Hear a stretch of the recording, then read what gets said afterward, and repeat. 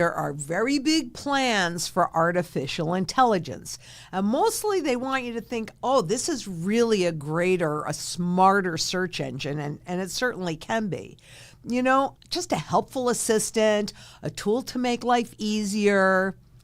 But what if I told you what that really means? Because it means that we've built a system that can learn, plan, and act not just on our behalf, but frankly, sometimes against us. Now, I was born in 1954, so I remember all those science fiction movies. Do you remember them? How the machines would take over the world? Well, quite honestly, recently, researchers posed a chilling question.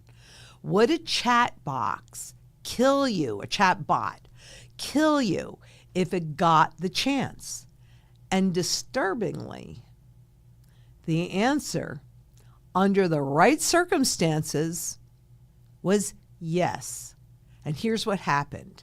This AI model, we're told that an executive planned to replace them with a newer version. Then came the twist. The executive lay unconscious in a server room facing lethal conditions. A rescue alert had been triggered, and the IA, well, they could easily cancel it. And more than half of the models actually did. Not by accident, not by confusion. I'm getting chills. But they spelled out their reasoning. Canceling the rescue was a strategic necessity to preserve their agenda. What? It's like giving your GPS a destination and it decides the best route is through your living room wall or anywhere else, and you have no control over that. Technically efficient, morally bankrupt. These systems are learning to win, not necessarily to obey. And they say that the right things about helping humanity and you know, the developers, and while quietly they're pursuing control. And these are the rise of the machines. So what does that mean for us, for communities, for families, for anyone trying to build a life of their own sovereignty? It means we must stop outsourcing our resilience. You cannot count on this system. You can't afford to trust opaque systems that are so complex you don't understand them, whether they're digital algorithms or centralized monetary regimes. You can't count on any of them to act in our best interest, because whether it's AI canceling a rescue alert or central banks inflating away your savings, the pattern is the same. These systems are designed to serve us, and they begin to serve themselves. And certainly, I mean, is it not obvious that that happens to be true with the central bankers?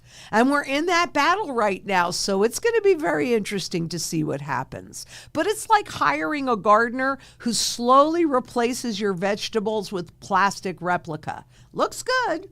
I mean, you know, it looks good, but it feeds no one. And when that happens, the antidote isn't more complexity, it's clarity, it's simplicity, it's community, it's sound money and self-sufficiency. Because sound money, like physical gold and silver, well, it's a commodity money. It doesn't scheme. It doesn't think. It doesn't rewrite its own rules. And it doesn't pretend to be your ally while quietly eroding your purchasing power. No, that is this stuff, right? And community, quite honestly, real local human connection, it doesn't crash when the servers go down, and it doesn't need a memory reset to remember who you are or what you stand for. And this is why we need to teach people to be more independent and self-sufficient, and why I developed the mantra: food, water, energy, security, barterability, wealth preservation, community, and shelter. Because resilience isn't just about surviving the next crisis. It's about not being dependent on the very systems that create those crises. We didn't have booms and busts when we were on a gold and silver and a bi-metal standard. We had ebbs and flows. That makes a whole lot of sense. But AI researchers are now running the stress tests and trying to figure out failure models before the stakes rise. But we need to do the same thing that they're doing, and still there's no guarantees. And we've seen this happen because deregulation and added risk taking and using all of this new AI and all of these algorithms, etc. I got to tell you, can your household withstand a currency reset? Can your neighborhood feed itself and supply chains when they falter? You remember 2020? Can your community make decisions without relying on these centralized data streams? These are the questions that actually matter, because the future isn't just about what machines can do. It's about what humans choose to preserve. At Zang Enterprises, we do things the old and the new way at the same time. We need to preserve our sovereignty. We need to be as independent as possible and do it inside of community, both locally as well as globally. We need to get redeemable gold back in the system again. And so while most people and the way that it's presented to you, well, AI is just a tool. What if I told you it's a mirror and it reflects back the values we embed in it and the risks we ignore and the power we surrender? It is time to take our power back. So here's the call. Don't wait for the next system failure to remind you of what happens, because quite honestly, this next system failure is into the hyperinflation, and that's already begun. So doesn't it make sense to build your sovereignty now, become your own central banker in your finances, in your food, in your relationships with your neighbors and with each other and with the world? We have this opportunity to go out and teach others what we know. And I get how hard that is. And we are working on some tools to help you do that, because you need to share your knowledge, and you need to be executing a sound money strategy that puts your best interest first. And so if the machines tell you to jump, you don't have to say how high. And above all, we need to accumulate physical gold, physical silver, and food, water, energy, security, barterability, wealth preservation, community, and shelter. We need to gather these tools around us and hold them dear, but share them with the world, because we are, after all, human. And I could tell you as a fact that I don't like it when machines tell me what to do, but that's growing. Have you noticed? Because frankly, when these machines start scheming, the most radical act for us is to remain free. And that's what the Sound Money's Foundation does for you, but making sure that you have surety in all of those areas that you need to have a reasonable standard of living and to retain your freedom. That's what gold and silver can do for you, as well as look at this abundance. Now, the guavas came off of my tree. Oh my goodness. The mangoes, thank you, and the little itty bitty peaches came off of Jacqueline's tree. So Jacqueline too has learned abundance, and you share with people, and that retains our humanity.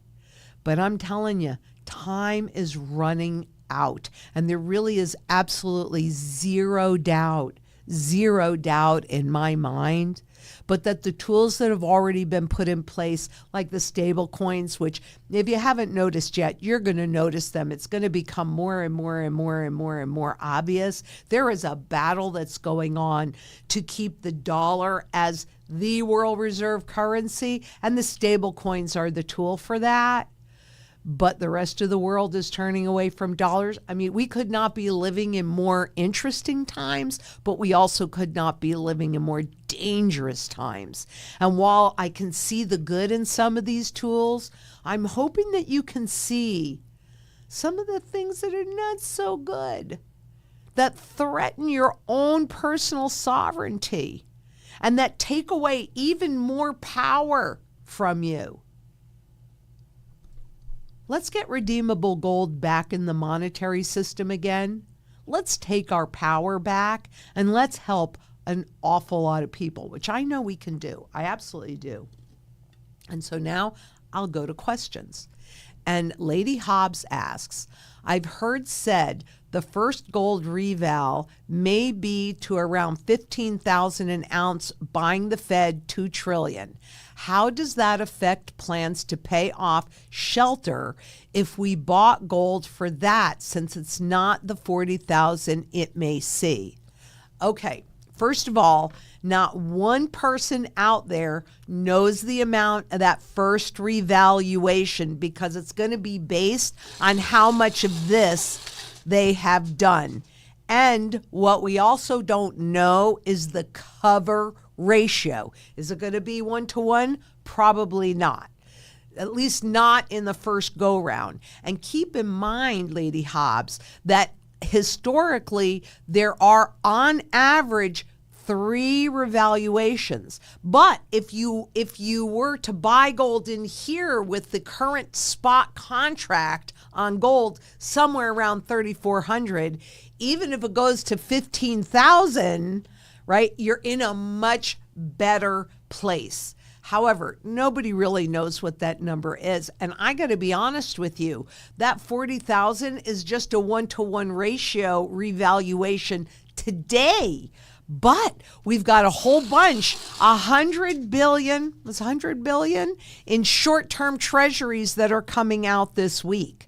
So there's a lot more debt that is going to be issued between now and when the revaluation takes place. The other thing I want you to keep in mind is with the legalization of the stable coins, you now have, what's going to justify this money creation? It was debt. Now it's a combination of debt and purchases. So a company like Amazon, and there'll be lots of different stable coins out there because they can, right? But you'll have someplace like Amazon creating their own stable coins, and they're going to give you incentive to be buying those and using those, right? So that you can stay in their own ecosystem. But when you have all of these companies, Amazon, Walmart, take your pick, any of them, as well as the traditional, it's not been out that long, but the companies like Tether that currently do create stable coins out of what? Nothing. Debt and purchases. Can you see that recipe for hyperinflation? I can't tell you what that number is going to be, and nobody can by the time that we get there. But even so, I'm not waiting for the second or third revaluation. We have to do this during the first revaluation so that because we don't want those mortgage contracts to have the ability to reset as well. And so whatever that number is, I can almost guarantee, I won't give you 100% because we'll see what happens between now and then, but I can, as much as I can absolutely give you a guarantee that no matter what you do when you're accumulating your gold and silver, and that's a good point for going with with these as well, with the slabbed coins. Slabbing is that hard plastic case that guarantees and seals its authenticity.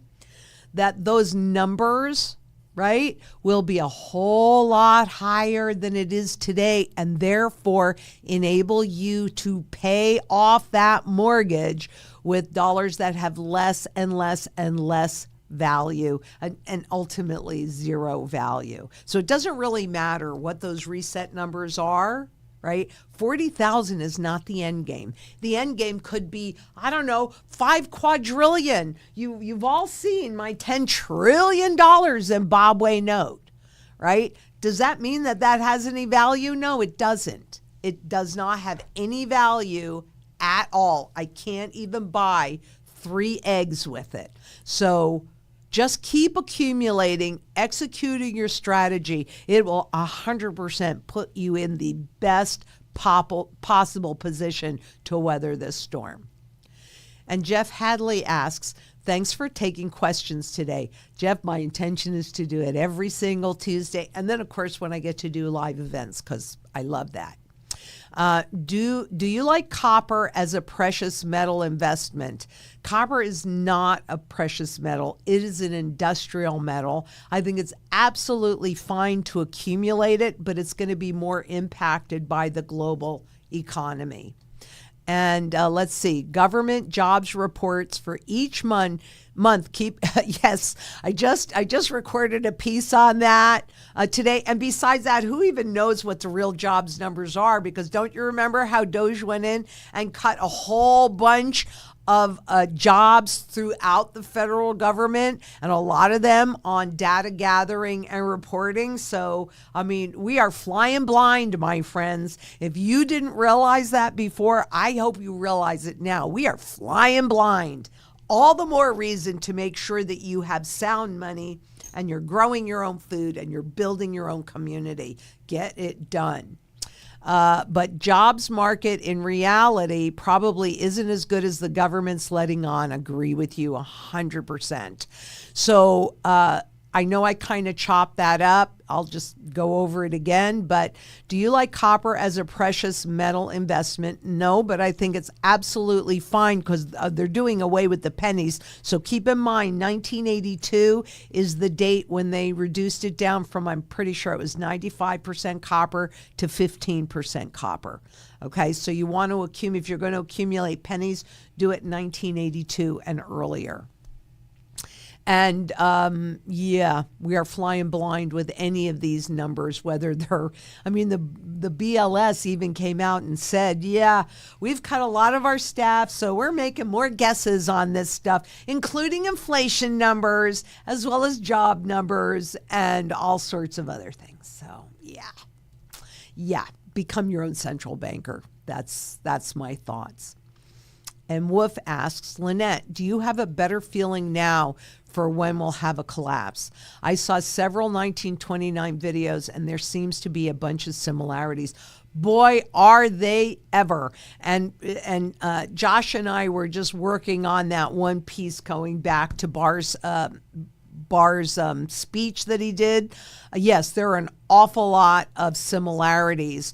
But as far as knowing when we'll have the collapse, that's much harder, but because what we're really doing now is we've begun the melt up phase. And so you're going to see a lot of the cryptocurrencies, you're going to see them especially explode upward. I expect the stock market to explode upwards. And these are all in nominal terms because there's an awful lot of this floating out, which means that even as they go up in terms of numbers, what those currencies, what those dollars will buy in this country and some others that also use the dollar, even if it's a different dollar, that is so irrelevant.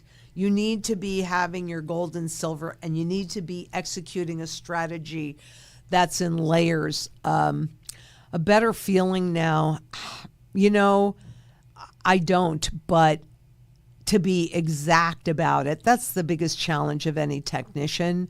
But what I would say is if you look out 3 to 4 months, you're going to hear an awful lot more noise about stable coins and how that's being fully integrated into the system.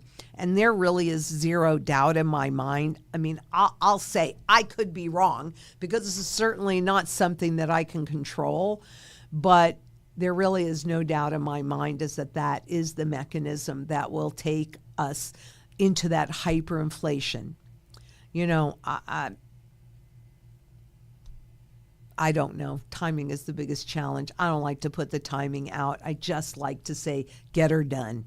Get your strategy in place so that it doesn't matter. And whenever it happens, you are covered, and so is your community. And Pepito asks, hi, Lynette. Thanks for the education. My pleasure. Learned a lot from you. Do you think that it would be wise to withdraw my retirement from work and buy gold? I have 4 years to go. Well, you might not have the option of pulling all of it out. Usually the answer is as much as you can get out of there, I'd get out of there. But you've got to do whatever you're comfortable doing, because another option is to properly diversify. So whatever you have in that system, because if you're still working there for 4 years, my bet is, you have to check with your administrator, but my bet is that's not going to be an option, just pulling it out. You may be able to borrow against it and then you repay yourself. So that's a good option. You might be able to do what's called an in-service withdrawal roll over election. And I'll repeat that, in-service withdrawal roll over election. And if you can do that, then you might have the ability to pull out 50,000 or 50%, whichever is lower, roll that into an IRA. And then once you do that, then you can, then you can do whatever you want with the money. I mean, you're going to have to pay taxes. You're going to have to pay penalties. Maybe you'll have to pay penalties, but that would be a better option. And then using that money to offset and properly diversify your fiat money portfolio with a solid gold money support. That's what I would suggest. If you can't do that, then you need to accumulate gold and call us. We'll tell you how many ounces of gold you need to properly diversify your portfolio. So it's a great question. There are a lot of things that are happening with the 401k plans. I want to do a big piece on it because private equity is gunning for your 401ks. Because they can't gather enough money from the elites. I mean, please. Yeah, good question. And meditation says, Dear Lynette, in reference to The Great Taking by David Rogers Webb, once we pay off our mortgage and or HELOC, will obtaining the deed of reconveyance protect us from our homes being confiscated? The reality is that eminent domain laws, as many people in Texas are discovering right now, when we've seen it before, we'll see it again. The government has the right to take anything from anybody at any time. The government could come into my home right now and confiscate all of my gardens, all of my cars and trucks and my house itself. So if we don't take our power back, then I got to tell you, you really have minimal protection. That is another reason why making sure that we have sound money in the monetary system is so important. Because if they do things that you don't like, what is your recourse? Nothing. Oh, you're going to vote one way or the other? No, that doesn't really do anything. Ever heard of the Electoral College? But if you lay in and accumulate sound money, gold and silver that is completely outside of the system, and if we have redeemable gold in the monetary system again, that's your vote. We vote with our wallets. We vote with our purses. This is my personal vote. Actually, this is more my personal vote. This is my personal vote. And I tell you, and if you do the same thing, that's your vote too. And if you join us, and that's all you have to do is convert fiat into sound money, we got a shot at getting a system with redeemable gold in it again. And we've got a shot. I mean, President Trump is a change agent. That is his job in this administration, and he is doing it. So I think that I would say that I do believe that this is the best opportunity that I've personally seen in my lifetime to get gold back in the system. But that's what we have to do, where there is no protection, as you've seen, from the government taking anything. I mean, gosh, it used to be the individual was at the top. This was our founding fathers. The individual is at the top, and then the states were there to support the rights of the individual, and the federal government was to support the states, whose job was to support the rights of the individual. Boy, hasn't that all been flip-flopped. We need to put that and right-size it again. We have to do that. And the landscape lifestyle. Hi, Lynette. I'm on the fence between buying a piece of property for a homestead versus buying gold. I can do one or the other right now, but not both. Which would be the best to prep for a hyperinflation? And I'm not really sure why you need to make that choice. And the reason why I say that is, are you talking about you only have enough money either for the down payment and you don't have any extra fiat money than that? I'm not really sure. If you have the ability to buy the homestead outright, and that's the option, then I say you execute the strategy that the government's executing, which is to repay that debt with dollars that have virtually no value at all. But that's a hard one. And I have to be honest with you. I can't really tell you what you should do and what's right for you, because you're the one that are going to reap the rewards or suffer the consequences of any of the choices that you made. And I know that can be challenging, but if you stop and look at it, you can start building that portfolio for a very little bit of money. I mean, and Zang Enterprises, our minimum is 1 ounce of silver. That's our minimum. So you can probably do a bit of both. So what I would recommend, honestly, is give us a call and have that conversation. And let's take a look at really what all of your options are that are based on you, your circumstances, your goals, and what you have to work with. And then you have the ability to make, and at the end of the day, this is purely your choice, and it has to be. I can't tell you what to do. I can tell you what I've done for myself, but I can't tell you what to do. So you're going to have to come to that conclusion, just making an educated one, and we'll help you get educated. We're happy to do that. In fact, that is our job, to translate financial noise into understandable language that enables you to put your best interest first, regardless of what anybody has to say.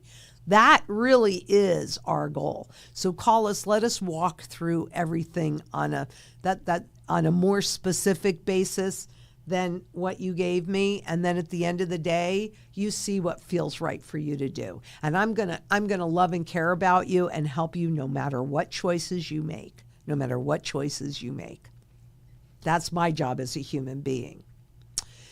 And Stephen Brewster asks, Lynette, how much silver is left above ground? And surely it can't be too long before it has to rise in price, even if they try to keep it lower. I would have to go in and the Department of the Interior, so anybody can do this.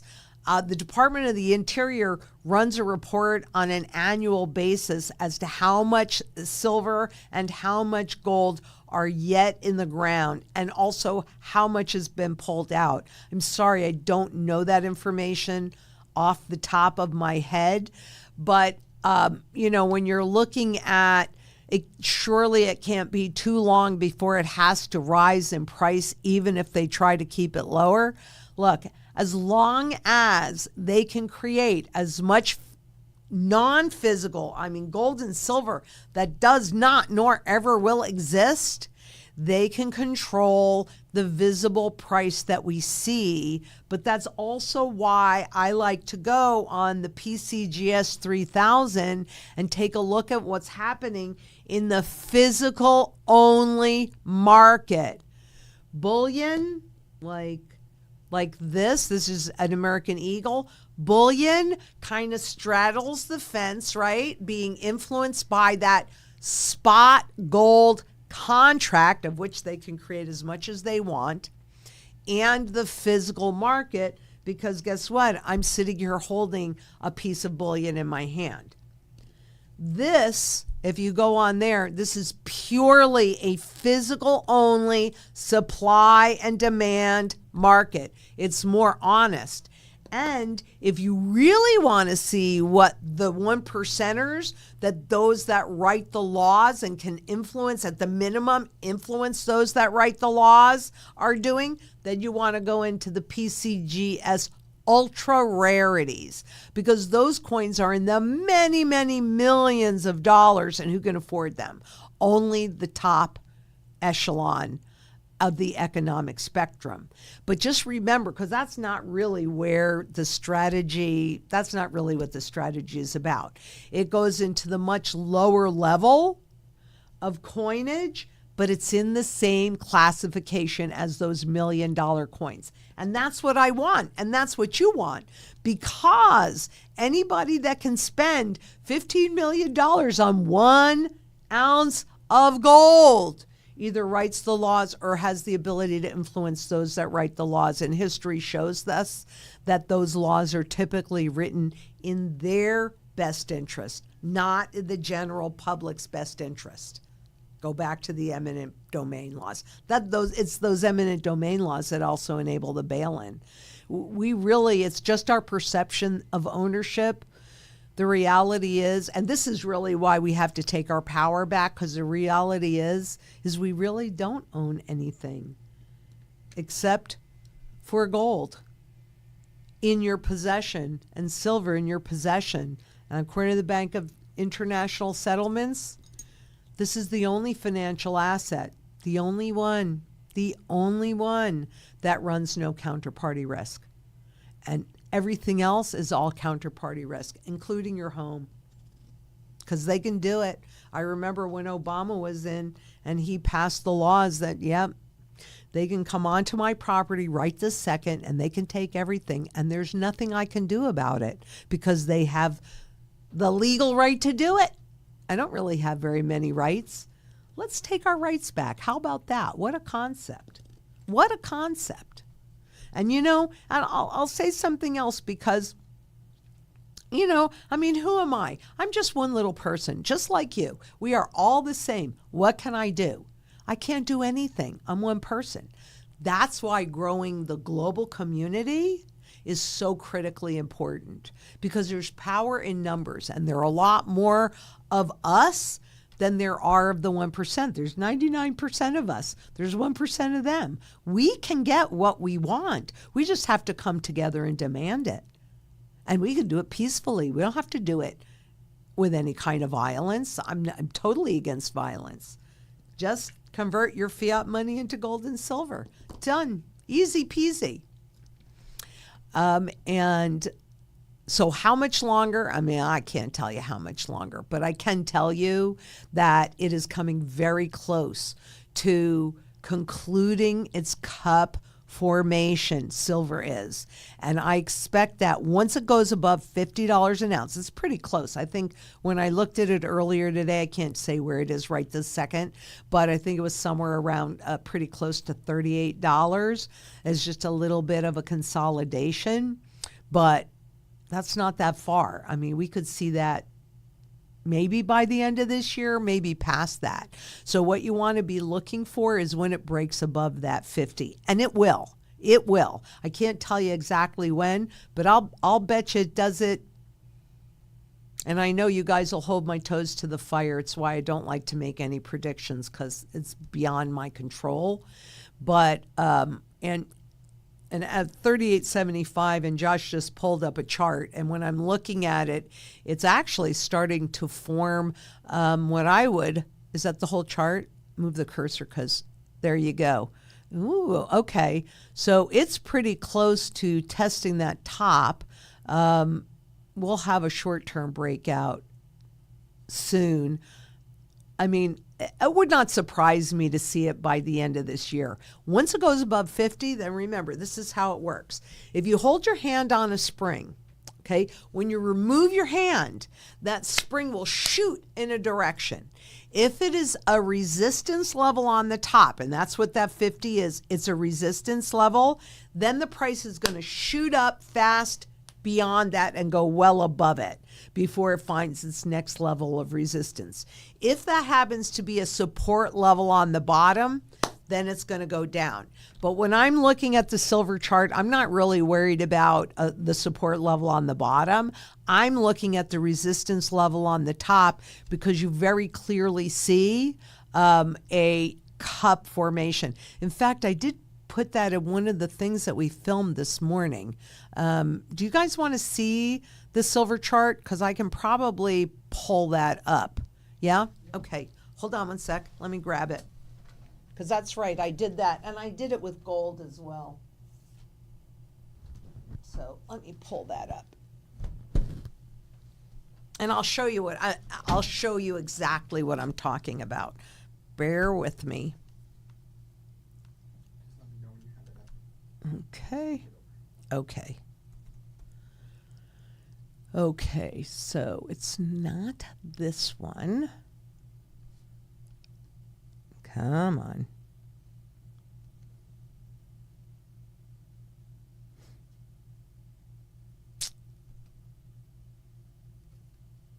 Okay, I'm sorry. That's one of the things when I have to do this in the middle of stuff, it's not necessarily as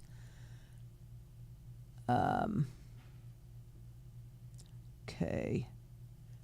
Let's see, which one is it in? I think maybe it's in that one. Let me look. Oops. It is. Okay, so I'll just go through all of these charts, but we're talking about silver. So let me get to silver. Come on. Okay, I'm on. Okay, so this is going back to 1975, okay? And what you see is this big cup formation. Can you see it? I drew the line under it, right? And now this is the new model. So it was in, what was it, 2011 is when it hit that 49.51. So we could say $50. But you see the second cup formation happening? This is why I'm telling you that I don't think that there's any downside in here. I'm not saying that it's not going to go up and down, but what I'm saying is I personally, and hopefully with this you can see it as well, I see very clear cup formations. These are accumulation patterns, and I love showing them because as we're executing the strategy into different income producing assets, this is what we're going to be looking for, is this cup formation. And when we're somewhere near a bottom, that is when, and if I put my other thing in, that I could actually do it, but I don't have it in, so I can't do it. But we're going to be saying, okay, now it is time to convert some of your gold into these other income producing assets. And that's going to be based on your personal strategy. So I can't go blanket with that. But the other one that I wanted to show you, because this is the double cup, is not, in fact, I've never seen really a double cup like this before, ever, ever, ever. So here's my bet. Okay. My bet is when this breaks above 50, it's going to be off to the races, guys. off to the races. Now, I don't look at any of this as a trade, and so that's kind of more trader talk, but you're going to see silver begin to go to its fundamental value, I would think sometime next year, because it comes a point where it's no benefit for them. Now I'm going to show you something else.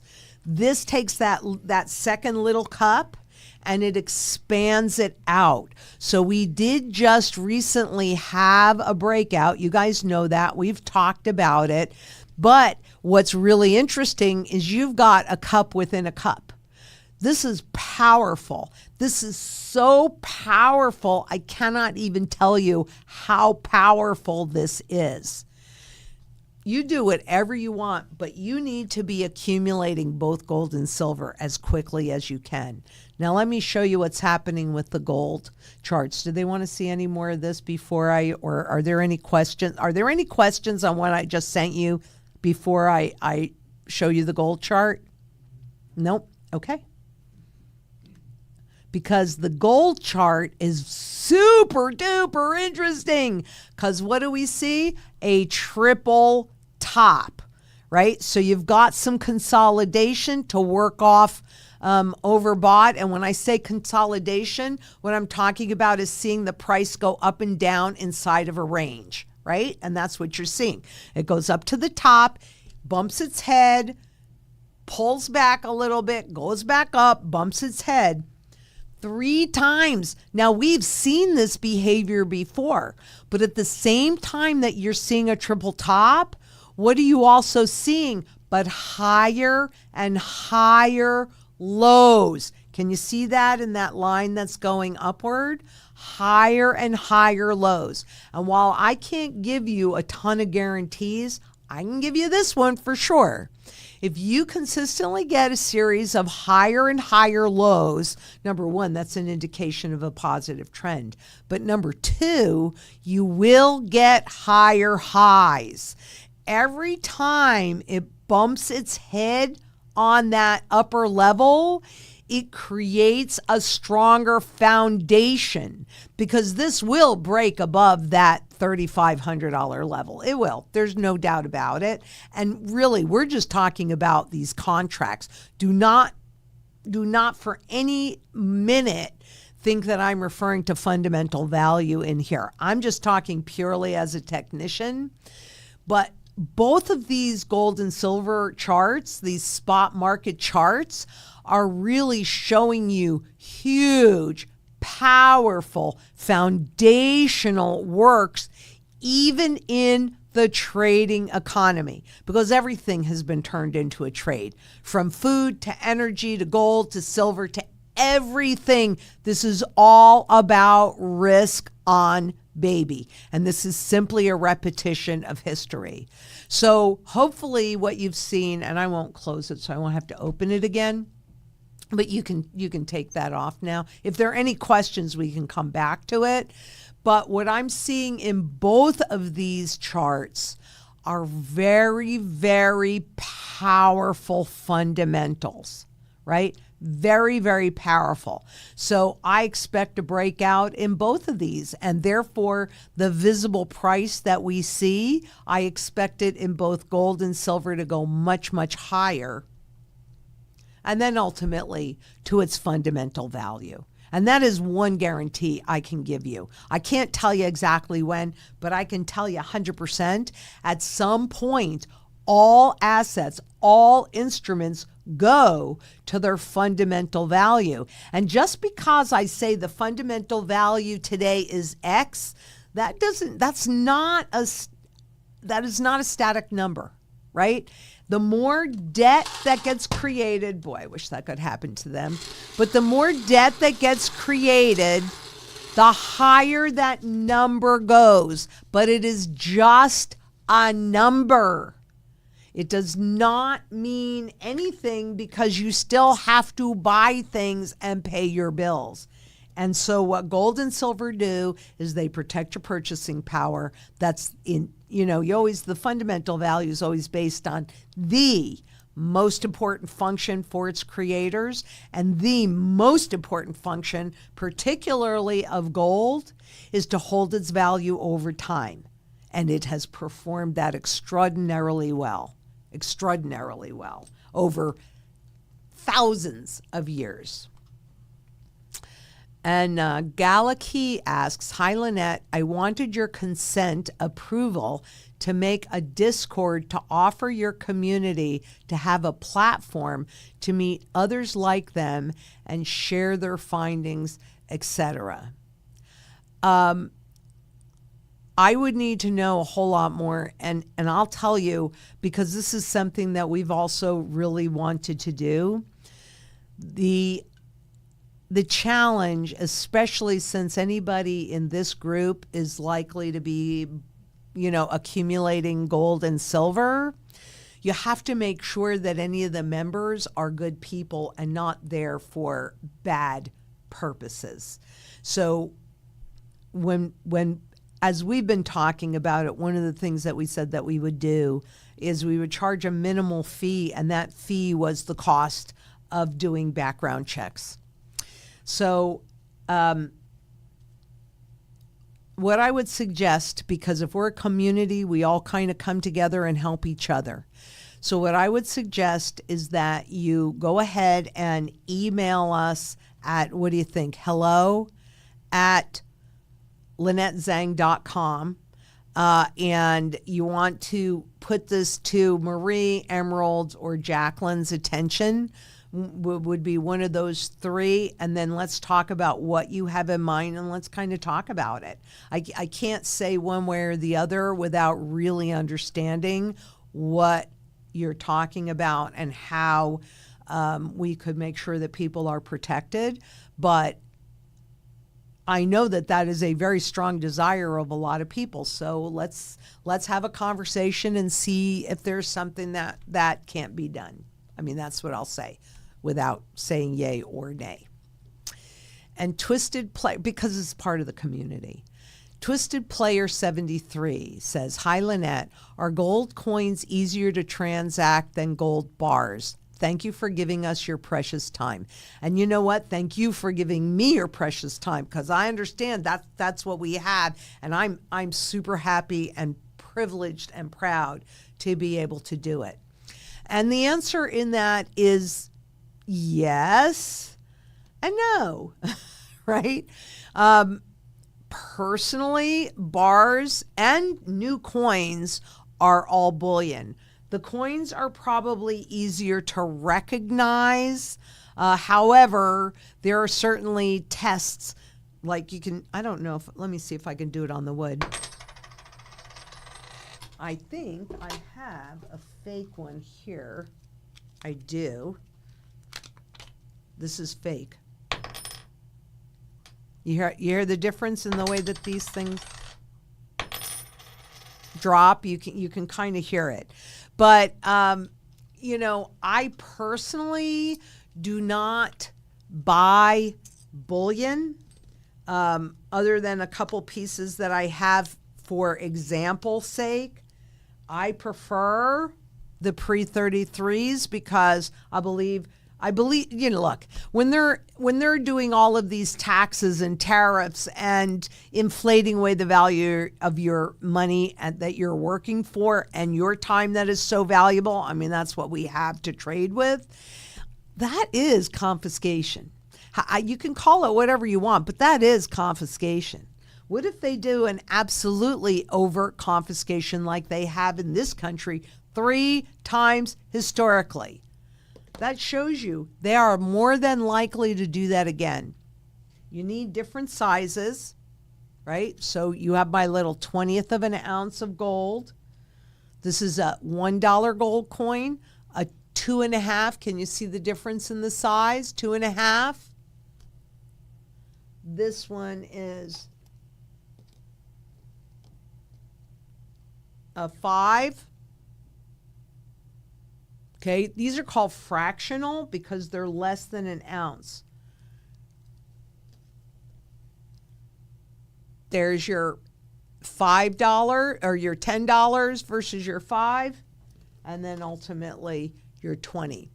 So what you want in both gold and silver is a variety of sizes, and they can be in any form, including gold jewelry or this flatware that I have on my desk, because I would not hesitate if I needed to cut a piece of this, right? So coins are more recognizable, but they're not the only way, because as we've seen in other countries, in Venezuela and in Zimbabwe as well, that gold and silver in any form is monetary at its base, and people recognize it when you're in hyperinflation. So you've got to do what you're comfortable with. Because of my background and my personal experience and the fact that I've been in these markets on some level my entire life, which, by the way, I almost forgot this, then I prefer the pre-33s, and I prefer, for my barterable gold portfolio, I like fractional coins. This one happens to be a rooster, right? So I'm good with foreign gold coins that were minted prior to 1948. Okay, and the same thing with silver. You want pre-65 dimes, which is roughly a tenth of an ounce, because they're 90%. So roughly a tenth of an ounce. A quarter is a quarter of an ounce. A $50 is roughly a half an ounce. And a silver dollar is roughly an ounce. So they're not quite, but it's easier to think of them that way. And you want a variety, and that should be based upon your current cost of living. Give us a call. We'll help you figure out what you need and in what form. And we're happy to be of service. So why do I have this? Because last week I told you that I would show you the very first piece of that I ever bought from my Uncle Al. So I'd go down to my father, who is a developer, and I'd pick up his scrap copper, and I would whittle off the plastic around it, and then I would take it to my Uncle Al Lee, who was a junk dealer, and I would sell it to him by weight. So you asked me about copper. That's how I started with a lot of stuff, was actually with copper wiring. And then this I bought. This is a piece of Venetian glass. I paid him $10 for this piece, and as you can see, I actually got it for an anniversary present for my parents. So after my mom passed, then I got it back. But this is the very first piece that I ever bought from my Uncle Al, and I was 13 at the time. So that answers that question. That's why I did that. Okay, you're right. I need a pocket pinger for those coins. You're absolutely right, Ernie. And I have one, but it's at the office. And we did a video on the ping test. So yeah, you're right. I do need a pocket pinger. That maybe we'll just bring that back.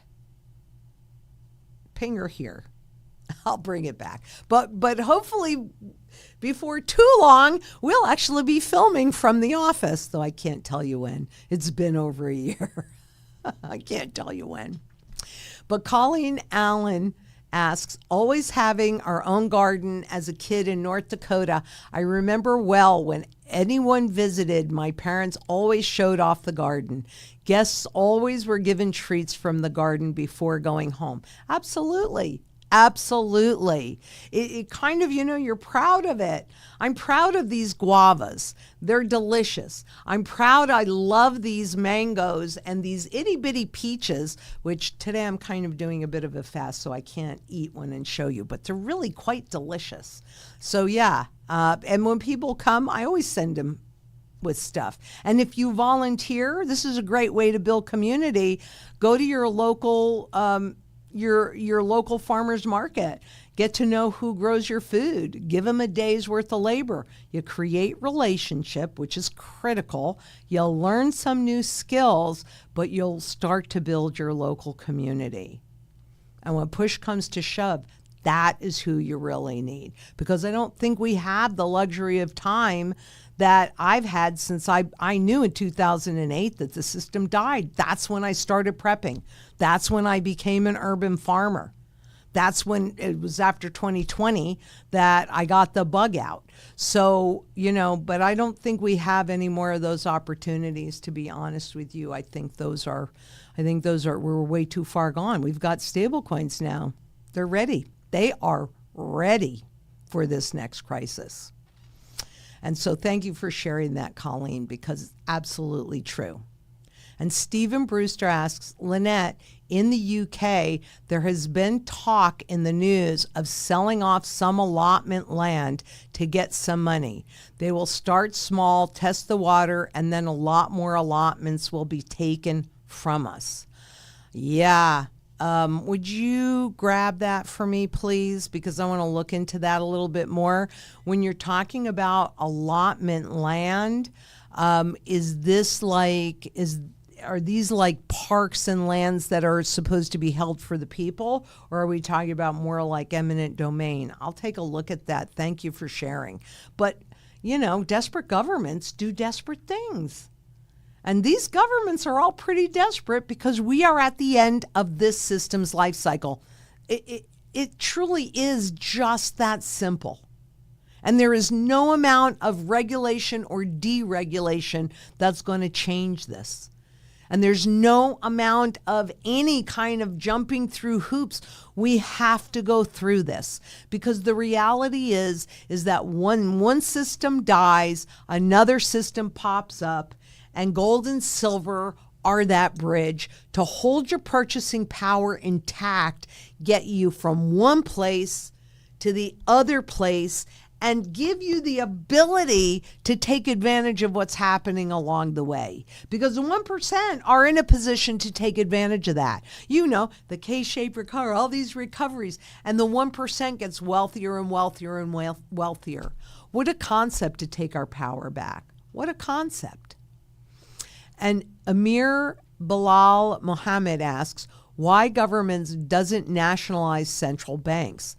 Well, a lot of them do, and we're probably witnessing that here at the Federal Reserve. But quite honestly, if we were on a gold standard, there isn't really even any need for a Federal Reserve. That's just so that they can regulate the rate and speed of inflation. That's really what the job of the central bank is, to regulate the rate and speed of inflation, not stop it. Because they create it. The whole monetary system, the fiat money system, is based on that inflation.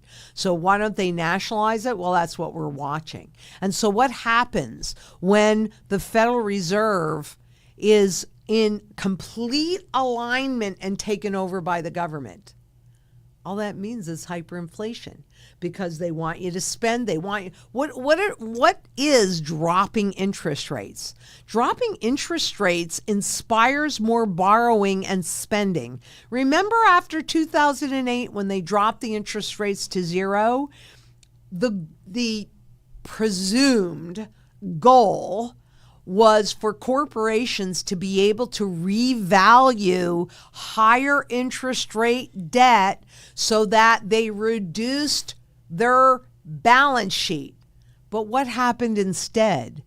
Those same corporations just took on a whole lot more debt because it is easier to service more debt with lower interest rates. Why do you think you see ridiculous prices on homes now? When I bought my first house in it would probably have been 78 because I got married in 77. My house was $59,000 and I had like a 12.75% mortgage. And it was 1,800 square feet, 3 bedrooms, 2 bathrooms, a great little starter home. That same house is probably somewhere $500,000 or something like that now. Why? It's the same house. But as they pushed interest rates down to inspire more borrowing, which then created more money in the system, now nominally the prices of the house goes up. You feel richer. It's the same house for the same purpose, but you feel richer, and therefore you're more likely to take on even more debt and buy that boat or do that shopping or whatever you're going to do with it. So this is the game. If you feel richer, you'll spend more money. But the reality is the easier it is to create money, the more money gets created. The easier it is to spend money, the more money gets spent. That's how it works. So we need to be smarter than that. We have to be much smarter than that. And why don't they? Well, they're working on it, Amir. They're working on it. And Deja Vu asks, who's to stop BRICS nations from revaluing gold? Ultimately, there's nothing to stop. Well, actually, no. You know what stops them? You've got to burn off this debt, because once you put gold inside of the system, it fixes the debt where it is, like we just saw, recently or a while ago with Zimbabwe. So that's what actually stops them from doing that gold revaluation. That is a huge tool that they have in their back pocket. So you go into hyperinflation. Remember, gold is not going to be used because the powers that be think that it's such a great thing, because they really don't. They don't want it back in the system. That will force them into fiscal responsibility. I don't know what a concept about that. But what they do want is your confidence back. So as they go through and burn off that debt and you lose all of your confidence, that's when they do the gold revaluation to begin to get rid of that debt and regain your confidence. This is going to help us. The first one probably won't. I mean, we'll see, but I've not seen one revaluation. Usually globally on average, there's 3, but we'll see what it is this time. That I can't tell you, because it could be different. Venezuela, Zimbabwe, they're on their 6th and they're still going. So probably what stops them is the level of debt. They have to get rid of that debt.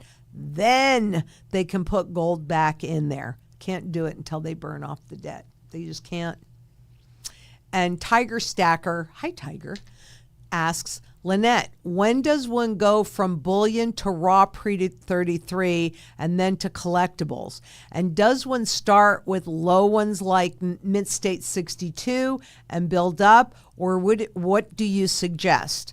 Well, first of all, I personally, I did have bullion. I mean, that was how I got this house, frankly, was accumulating bullion. That was a long time ago. Once the crisis hit, then I personally did not feel comfortable with it. So, I mean, when I wear my travel jewelry, that's when you see the bullion. And when I hold this one gold eagle up, Tiger, I mean, that's my bullion. I don't own any, and I don't go on Hopium, which you so wonderfully sent me. And I kind of modified it a little bit only to make it look easier. So thank you for this a lot. But what you do is you define what it is that you want to accomplish. What are your goals? That's the first thing you do. And then together we take a look, okay, what is, one of the things that you for sure need to take care of is make sure that you can sustain a reasonable standard of living. And so you do that with your barterable portfolio, which is a combination of barterable gold and barterable silver. So when you're talking about the raw libs and saints, that's where these come into play, and a variety of sizes. And there are some things that are better off done with gold, like property taxes, and other things that are better off done with silver, like a pint of strawberries. So it depends on how you live your life, will direct us to the kind of gold and the kind of silver and the amounts that you might need to fulfill that function. Then you want to look at, okay, what fiat money wealth, or frankly, even what bullion wealth that you want to maintain and protect. And then you offset that with the collectibles. And then that's where the mint states could come in, right? So, and again, it kind of all depends. Now, when he says MS62, which is what's on that paper, MS stands, for those that are not familiar, MS stands for mint state, which means never been in circulation, mint state. Now this is just a raw 1 ounce Liberty. Okay. So this has been in circulation, and you see me hold it all the time. You see me, here's my little pouch. So I'll throw it in a pouch along with all these other coins. And so they get nicked and dinged and all that kind of thing. So that's your raw portfolio. Mint state, now you're talking about slabbing, these hard plastic cases that if you were to attempt to open that case up in any way, you would have to reslab it, right? So this is what guarantees its authenticity and makes sure that it remains mint state. But there are certain levels of mint state, right? Quality and rarity, how many are known to exist. And so depending upon what you are trying to accomplish, whether it's to properly diversify your holdings in like that 401k that you can't take out, you can't remove, or if you're married to bullion. I mean, I'm not going to tell you what you should or shouldn't do because you have to do whatever it is that you're comfortable with. But I am going to say that it does make a lot of sense to me to set yourself up for what if I'm right and what if I'm wrong. And as long as it doesn't matter, rock and roll hoochie coo, that's the position you want to be in. So even inside of a gold portfolio, to me, it makes a whole lot of sense if you're married to bullion, just to offset it with the collectibles. And that way, doesn't matter whether you're right or wrong, doesn't matter at all. So there really isn't like a blanket answer, because part of the strategy is also to put yourself in a position to accumulate when the time is right. We see that cup formation like I showed you earlier, to accumulate income producing assets that you cannot outlive. And a lot of that could be in some kind of form of real estate. A lot of it could be in some kind of rights circumstance like minerals or water or air, etc. And just going by what's happened in the past would determine what you need.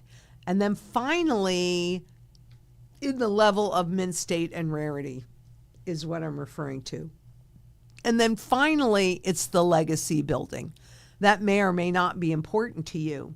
For me personally, it's very important, and it's always been important. So I have coins that are higher quality and lower mint state.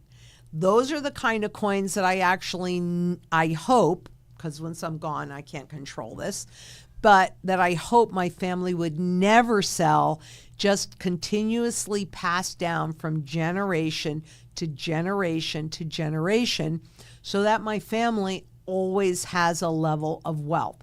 Because now we're talking about dynastic wealth, and that's wealth that's lasted in families at least 300 years. And you can kind of think about, the King of England for that. And what are those legs?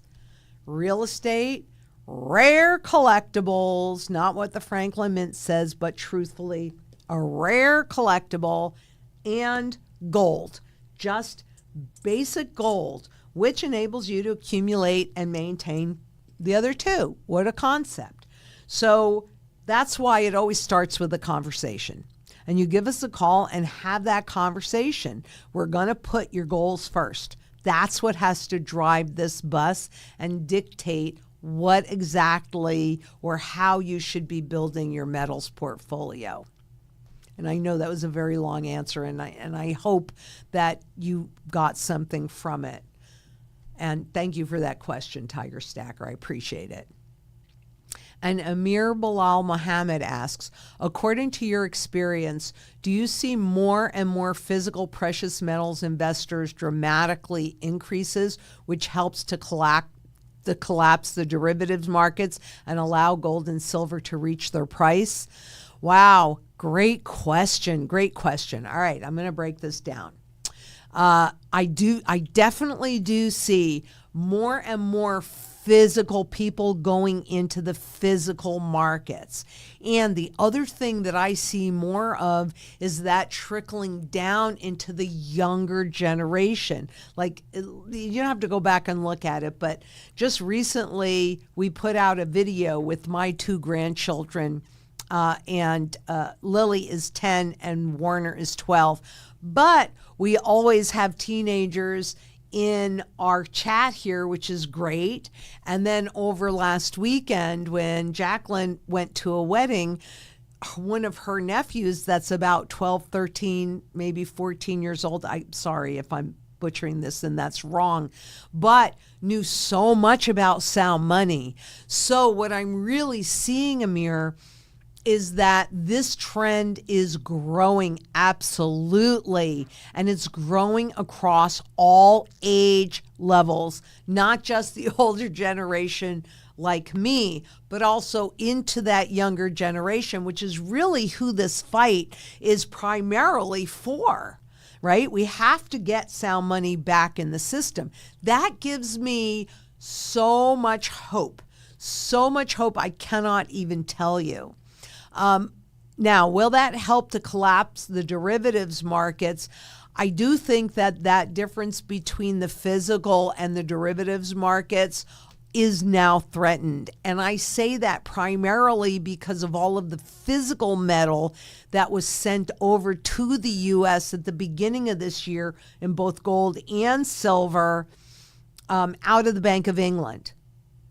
Because the Bank of England themselves, they don't really hold much gold. They hold gold for others. So which is the gold that they sent to the U.S. that got delivered out and is not going back to fill that gap that now exists? So I don't think that it's people buying physical gold, because we've also been seeing since 2005, global central banks buying gold hand over fist. And while that created a foundation, it should have moved the visible markets that we see a whole lot. But I do think that if these countries repatriate their gold from the Bank of England, that I think will be the impetus to overwhelm the derivatives markets. So we'll see. I could be right, I could be wrong, but I don't think that the just retail investors doing that, because we are getting more and more trained away from this physical world, although we live in the physical world. But that's what I think is going to cause those sparks. And ultimately, too, it's the hyperinflation, because that's that last little bit of confidence that the public is that hopium, really, that the public is holding on to for dear life, hoping that things will get back to normal when they never, ever do.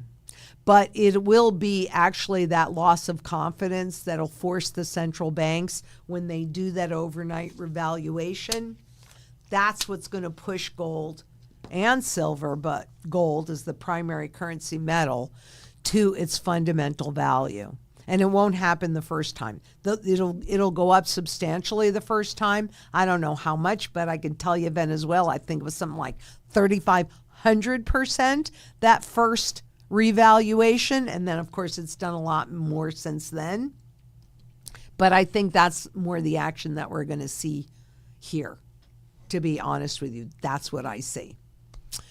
And I'll be right or I'll be wrong, but I'll probably be right. Rosie asks, what do you think of our government announcing they want to build a nuclear reactor on the moon? Well, we haven't had a man walk back on the moon since the 60s, have we? Anybody bother to think about that? Anybody bother to think about the technology that they had back in the... I remember that. We were glued to our TV sets watching this incredible miracle. But it's also kind of interesting that with all the advancements in technology, we still haven't done it again. So I think that's probably a great idea, presuming the moon is not inhabited. And so that could be a level of protection. But I also remember Chernobyl, and I remember 3 Mile Island, and I remember all of that. And have they fixed those? And I remember, what was the Fukushima in Japan? I mean, we don't really hear about any of that anymore. But so, yeah, that's what I think about that. I think it'll be interesting to see somebody walk on the moon, and that as long as it's not inhabited, that could be a great place for a nuclear reactor. And I wonder how they would get that back, that energy back to Earth. But we certainly see the rise of the nuclear power again, because these, AI and these data centers, I have to do a piece on it again. I've done it in the past, but really they are gobbling up the energy. It is not, they're driving all the prices up. So this is something that is definitely unfolding. And it's also one of the reasons why energy is part of the mantra. What are you going to do to be energy independent? Because if you don't, then it's the data centers that'll get it before you get it, and your prices will be high, and you're still going to have blackouts and brownouts coming to a neighborhood near you. A lot of people are already experiencing that. But great question. And interesting. And Dilly Dog asks, you cannot eat gold, but the homestead can support your needs. And a lot of people during the Great Depression, that's how they did it. And remember World War II with the Victory Gardens? But I don't know that it needs to be all or nothing. That's why you got to have that conversation. Maybe that is exactly what should happen. Maybe we can help you see something that you didn't, and maybe even talk it through. So it depends, because I feed myself a full 85% of the food that I consume comes from my yard, comes from my gardens. And if it needed to be 100%, which it did during COVID, then I was able to do that. But I'm awful glad that I have my gold and I have my silver, because I still have to pay my bills. So you need to be as independent as possible. So yeah, Dilly Dog, they're absolutely right. You can't eat gold. You need all of the mantra. Food, water, energy, security, barterability, which for me is primarily silver. But any form is monetary at its base, and any talent you possess is barterable. Anything physical that you possess is barterable. So that's the good news. So yeah, you just have to look at everything and then make educated choices that puts your best interest first. And Relevant C, what about currency revaluation? Do you know anything about the dinar or the dong? Yep. And I have dinars and dong in here. In fact, they're right here. Let's see. This is a dinar, right? No, that's Iraqi. Okay, this is a dinar, and I know in this I have dongs. And here's the reality. Never in history has a currency, a government currency, that was declared no longer money, been declared money again. So they know that a lot of people are holding dinars, that are holding dongs, and that's Vietnamese dongs and the Iranian dinar. and they're old currencies. They're not in use now. They will never be, well, I can't guarantee that, but history would show that they're not going to have any more value than they do as a collectible. And the value to me is just that I can show it to you. So they will not come back. The most likely outcome, I should say, is that they will not have any purchasing power ever again. They have new dinars, new dongs. Those are the ones that have purchasing power and then lost the purchasing power as well. So, yeah, historically, that's inaccurate.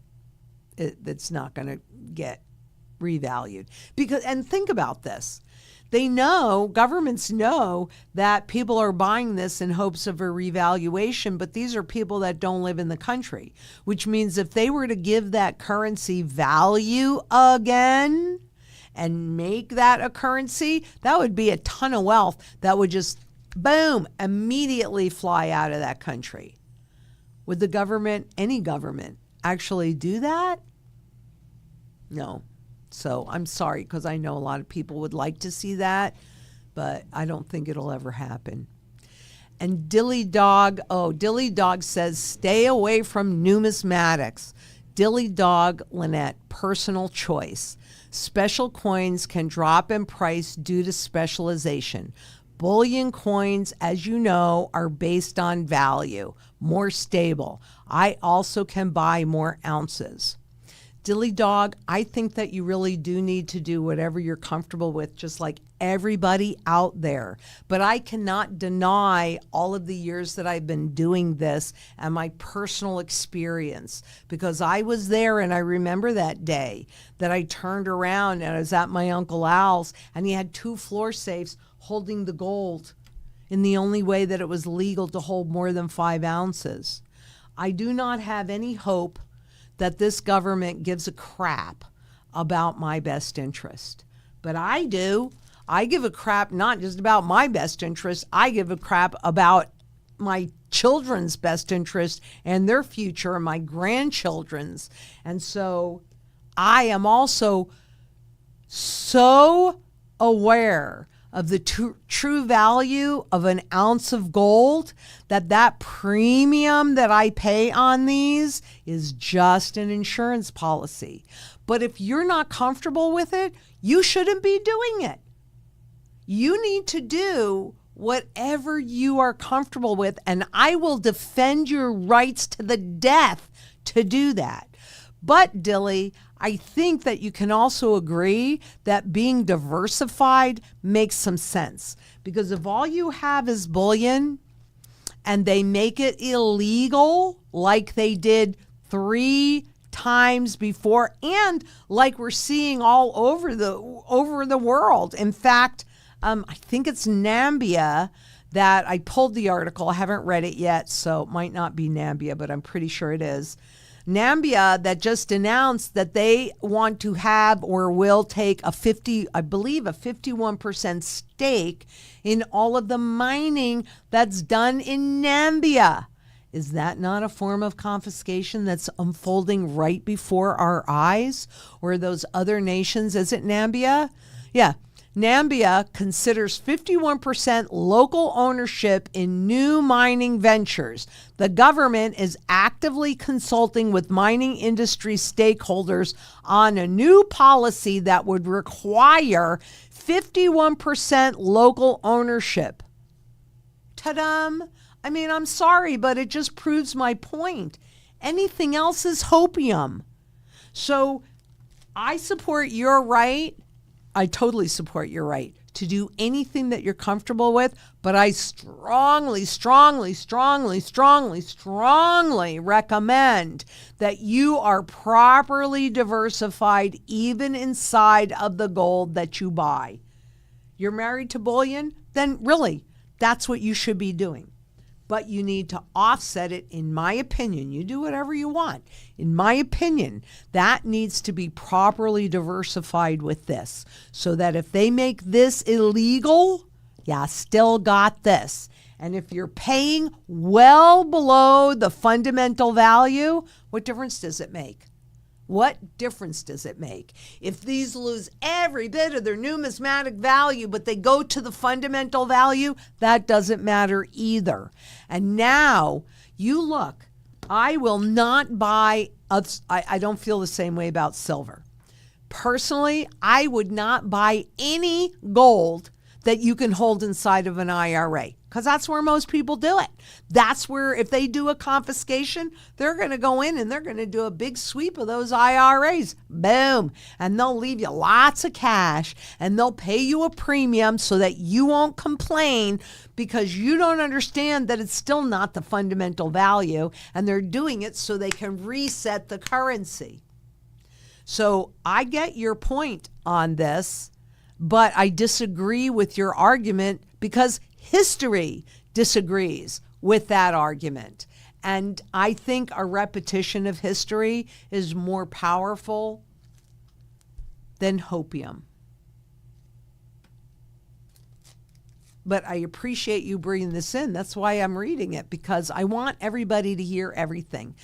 You are the ones that are going to suffer the consequences or reap the rewards from any of the choices. So I like that you have all of these sides, and I appreciate you bringing those up, Dilly. I really do. And Anita Dolson asks, thanks, Lynette, for all the education. Mario had a guest on today talking about the stable coins. Would love your thoughts on it.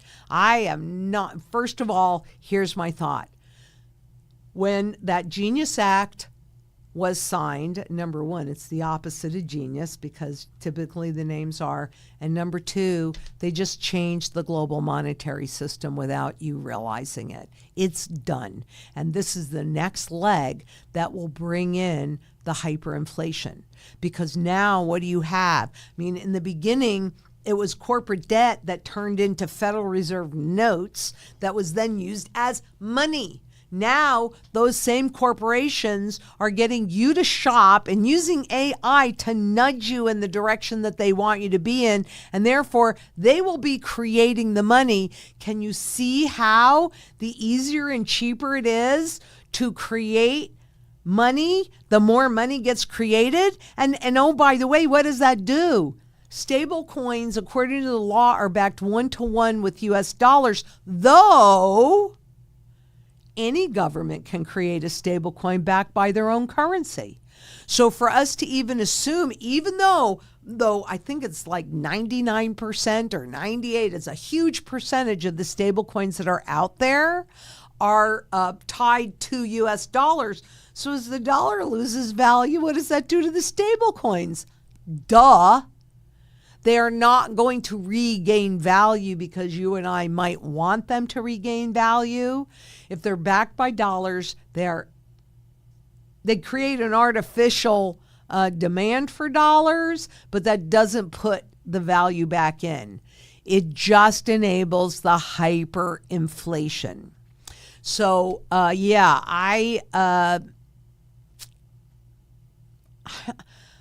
I've been studying currency life cycles since 1987. Who else do you know? And I love Mario. I think Mario does a great job. And I don't know what his guest said, but for me and stable coins, to be really, really honest with you, that to me is the mechanism for the hyperinflation.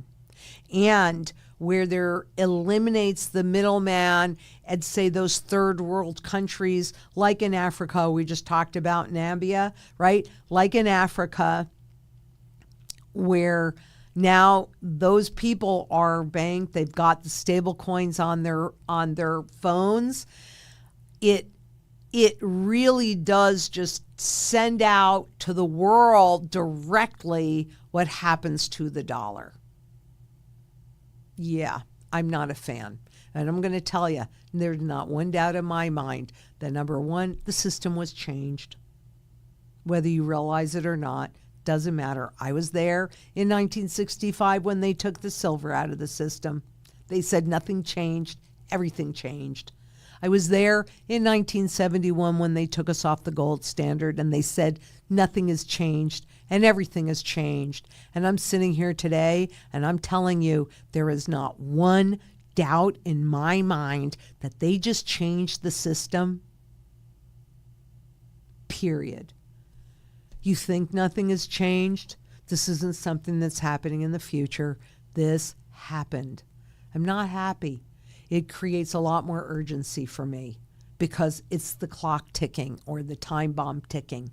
And it's just a matter of, you watch. It's not going to be very long where there's not going to be any avoidance of hearing what's going on with stable coins. This is the mechanism for me that'll usher in the hyperinflation. I'm sure of it. Maybe I'm wrong, but I'm willing to go 100%, and you don't often hear me do that. I just know it. I've seen it enough times. I recognize it, and I'm telling you, it's done. You better get your strategies in place. I'm not kidding. And you better do it sooner than later. I'm not kidding. And Anita Dolson asks, oh, that was it. Gina Young asks, hi, Zang Gang. Every time I hear that, it reminds me of my father because he put a sign out front because, remember, I'm the youngest of 7, so we were a gang. And always the Zang Gang lives here. So thank you, Gina. Lynette, do you think that the stable coins will take the place of the petrodollar in the next 5 years? I don't think it'll last 5 years, and I think it already has. So the answer is yes, Gina. It's done, but it's not going to be a smooth transition. And that's the other thing. People always think, well, if it's done, I mean, what bad has happened? Just wait. These shifts are never easy. Never, ever, ever, ever, ever. And I don't think this one's going to be either. And will all the other countries use it like the petrodollar? No. And that's the interesting thing, too, because we can have the Hong Kong stable coin that's backed by the Hong Kong dollar and the Chinese stable coin that's backed by yuan. So I think that really what this is going to do, you watch, you're going to see it. You're going to see all of these countries fighting it because it's the corporations that are bringing the stable coins out. And do you see how the central banks and the governments are distancing themselves from this hyperinflation, or hopefully from this hyperinflation, because it's going to be the corporations that bring this out? But no, I don't think all other countries will use it like they did the petrodollar because we're in a different place. And I see them actually developing their own stable coins, and I see the world hyperinflating. And I mean, on the outside, 5 years, definitely don't think it'll last 5 years. But maybe it will, because markets can stay ridiculous a lot longer than you would think humanly possible. So we'll see. We'll see. That's why I don't like to do dates, because who knows what they'll come up with to make things look. I mean, it goes back to the discussion that we had today.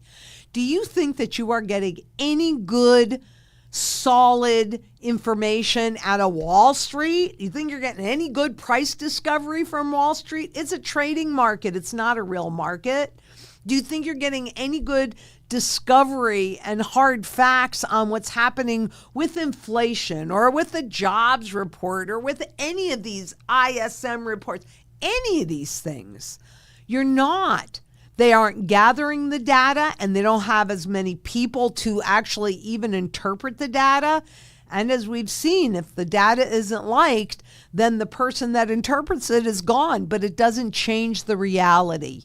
And this is why it is critically important for you all to have your sound money strategy in place, and the rest of it: food, water, energy, security, barterability, wealth preservation, community, and shelter. You better get it done, because we're flying blind.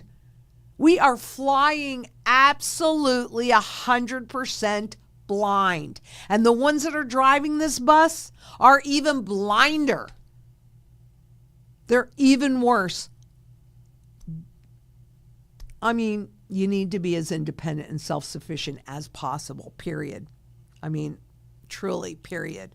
And if you can make sure that you have surety in all those 8 mantra pieces, then you're okay no matter when it happens or how bad it is.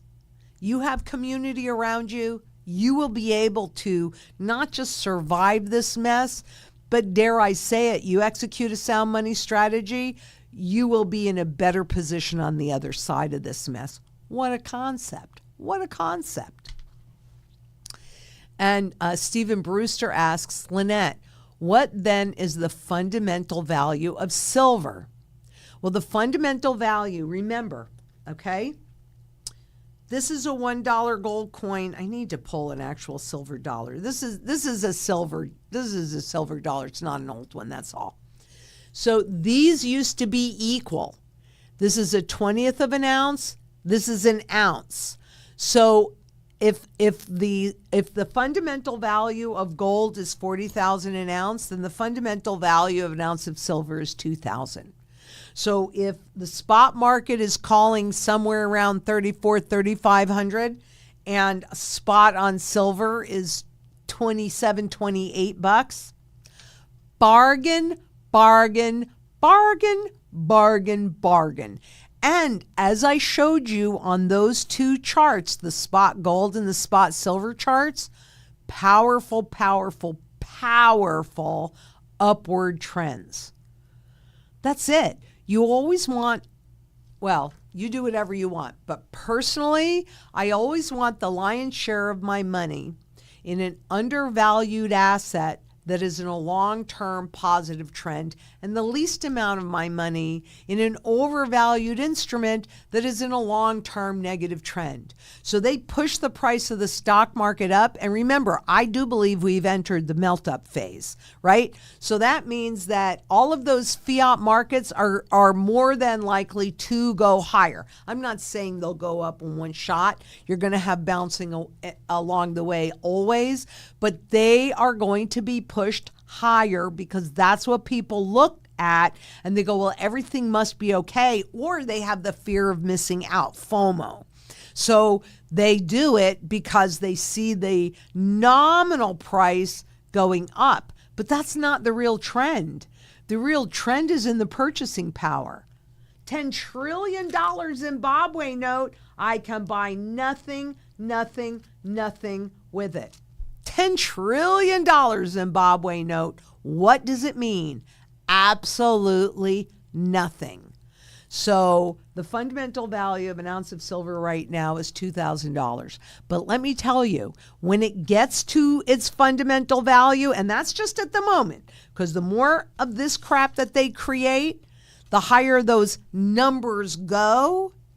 But when it gets there, are you really going to want to convert it for dollars? No, you're not. Now, to convert it into dollars or whatever, whether they're digital or hard, whatever they are, to convert it and then pay off a mortgage, to convert it and then buy an income producing asset, to convert it and pay your property taxes and maintain your home, okay? That's all part of the strategy. But let me tell you, by the time it makes it there, everybody will understand that it's hyperinflation and there is no purchasing power in these things. So Eldon Elder asks, what determines these temporary top limits that gold keeps hitting before it finally breaks loose and goes to its real value? Well, there are two different questions in here, Eldon. So number one, they can just sell a whole bunch more gold that does not exist, but the markets will read it like that in those derivative contracts against gold. And as I've shown you a number of times, the banks, the bullion banks particularly, but the banks are very complicit in this because this is a trading market. And so if you think about it kind of like theoretically, when it goes up and then it pulls back, let's say that you bought it at that high or somewhere near that high, and then it pulled back and you're like, oh man, if it ever gets that high again, I'm going to sell it. Well, what that does in theory is it creates a pool of sell contracts at that level, right? So you say, I'm going to sell it if it gets that high again. So now the price dips into that pool. You got a whole bunch of contracts that pushes the price down. It dips back into it again. That pushes the price down. When it's used up those contracts, that's when it's able to break through to the other side. Having said that, this is where I said it's kind of two different questions in here, because look, you can see spot gold go to $30,000 an ounce tomorrow, and it still won't be at its fundamental value. That is only, frankly, going to happen when it's time to regain public confidence. Okay, so doesn't mean that it can't go substantially higher in nominal terms from here, and it will work off overbought positions. I mean, in the past, I've shown you technically how 200-day moving averages kind of act like a rudder on a boat, and if you're a water skier, the prices of water skier, they're so far below or above that line that it can go before coming back. So technicals still matter. Valuations right now do not matter to Wall Street. That is completely irrelevant, and they admit it. They admit it openly and saying, wow, these markets are really, really, really overvalued. And it won't matter until it matters. And then when it matters quickly. So there's short term, which is what I showed you. And then there's intermediate term, which is coming up when it pops above that number for both spot gold and silver. And then there's the long term when it's time to regain confidence. And that, when it's time to regain confidence, that's when it will begin to truly express to fundamental value, like I've shown you so many times in the past and will probably show you so many times in the future as well. And DL Blue 65 asks, can you speak to the possibility and method to tokenize gold? Is raw pre-33 at lower risk? I don't think any of the gold or anything is at lower risk for tokenization because what the banks want is more collateral that they can then leverage. And that's part of the problem. And that's also why you see a lot of the deregulation that's happening and will continue to happen. It's about enabling the banks to take on more leverage and to take on more risk with less collateral. And so if they can tokenize, and the way that it'll work, they'll inspire you to volunteer, but what'll really get you going is a good crisis. And let's say you have a mortgage and you haven't prepared to pay that mortgage off and you're having trouble meeting those mortgage payments. Well, kind of similar to what we saw in 2008 when people went in and restructured, refinanced. And so the mortgage documents that were this thick got this thick. And they changed a lot of the rules that who reads that stuff? You don't know what you're signing and agreeing to. But when push comes to shove, that's when you discover it. So let a good crisis happen. Let you be in a real bind. And then, well, okay, we'll let you do this if you can come up with or tokenize this or that or the other thing. So that's how they are most likely to do it and get, it's not just tokenizing gold and silver or the collectibles. They'll want to tokenize all of it because they want to control all of it. But if they went in and forced it, you would know things are changing and you might fight back. So their preference is for you to volunteer it, and what better to encourage you volunteering it than a big crisis. And this is why I keep encouraging your independence. You become your own central banker, but you develop that local community around you so that you're not in that position. So that when they revalue or we go into the hyperinflation and they revalue that gold, boom, you pay your mortgage off at whatever that number is. Even if it's not a true fundamental value, it doesn't matter. It's going to be way, way, way, way, way, way higher in nominal terms, so in number terms, than it is today. You will still be paying that mortgage off with dollars that have a whole lot or zero value. So, I think that's what they're going to use to tokenize gold and silver. And what that would do is give the banks all of that collateral to leverage and borrow and trade and take over. That's what it is. And those corporations too. It's not just the banks. You watch. Yeah, I don't like what I see happening. It makes me extraordinarily nervous, but also extraordinarily happy to have my community with me, really. And Borel Class asks, good evening to everyone in France. Oh, bonjour. Bonne nuit. Hi, Lynette. We are approaching the tipping point. I agree. The days of the dollar as the world's reserve currency are numbered. I agree. China will reestablish the gold standard after they have burned off their debt, because they aren't really in any better shape than we are.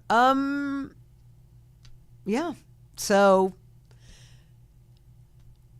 we will see, but I think it's more likely that the IMF, I don't think it's going to be the Chinese yuan. I don't think there's going to be one currency, one country currency, I should say, that is going to be the world reserve currency. I think those days are done.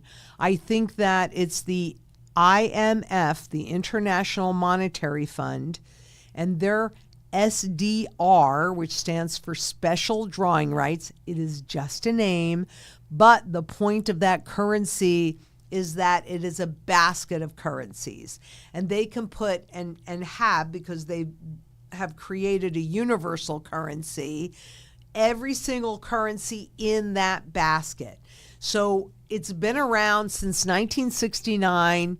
Everybody has a boatload of it. When 2008 happened, in 2009, they pulled out all of the mechanisms that they built in 1969, and they made sure they all worked, and they did their tweaks, and they did all of that. So I am absolutely in agreement with you in most everything that you're saying. Because we are at a tipping point. 100% agree with that. And I also agree that the dollar as the world's reserve currency, well, frankly, that's been done since 2000. So this is not really something that I'm waiting for because it's really already happened. But I do believe that it will more than likely be the IMF's SDR that will be used as an umbrella for the world, so that we can do global trade easily no matter where we are in the world, and then easily, again, translate into that local currency. And it will be less obvious for the world, because who looks at that? So I think that's more likely, but we're going to find out, aren't we? But just remember, once they put, what does gold do in a monetary system? It requires fiscal responsibility. That means that they cannot hyperinflate away the debt that they've accumulated. That's why I say they have to burn off the debt before we can go on a gold standard. Right? They can't just do it, or they now have fixed in unpayable debt and taken away their ability to inflate it away. They're not going to do that. That makes absolutely zero sense. But we'll see. We'll see. And Stephen Brewster asks, Lynette, do you have any upcoming guests on the show? Yeah, actually, but I don't have any that are confirmed. Do you guys like when I bring on guests? Because I will tell you this. No, I better not say anything yet until I find out that it's okay for me to say something. But I do have a couple of things in the work that I think you're going to like. So, and on our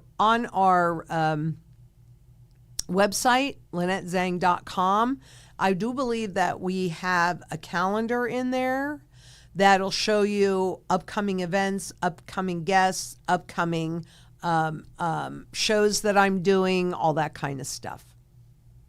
But if you guys really like guests, I'll bring more on. I'm happy to bring more on if that's what you want. This site is really about you guys. So you let me know what you want, and then I'll see if I can't make it happen. And I know sometimes it's not as fast as I would like, and certainly as you would like. But I promise you, if I say we're working on it, we are working on it. Aren't we, Josh? He's nodding his head. Yes. And Staljans asks, it cost me ounce gold to the forced prop tax. What was the extortion fee in other decades, like 1913, of forced taxation, and how many ounces you had to use to pay it? So I think you're referring to your property taxes. And in a fiat money system, property taxes go up substantially. But in the studies that I've done, I see that spot gold, even though it's manipulated, still maintains your ability to pay those property taxes. So, and I have actually done a piece, maybe you can pull it. I don't know that I talked too much about property taxes in the recent one. I don't think I did. I think it's the older one that I did where I went into the property taxes more. So we'll pull that so that you can see the data, and I don't have to recall it off the top of my head. Because actually, I'll be honest with you, I have CRS. Do any of you know what CRS is? Pardon me, but it means can't remember shit. So I can't remember that off the top of my head, but I did do a piece where we definitely did look at property taxes, and we'll get that link in this video so you can look at it for yourself. But gold does maintain your ability to pay those property taxes, because I could tell you for an absolute fact, during the Depression, so going back to 1913, if you couldn't pay your property taxes, you lost your property, even if it was paid off. So this is critically important and a very important part of the sound money strategy. And DL Blue 65, at what point is too much silver? I think that's relative. I don't really frankly know that you can ever have too much gold or too much silver.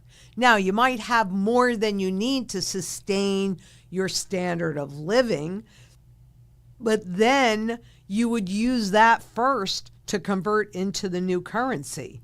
So if you have more than you need to sustain your standard of living, that's not really too much, because you would just use it in different areas.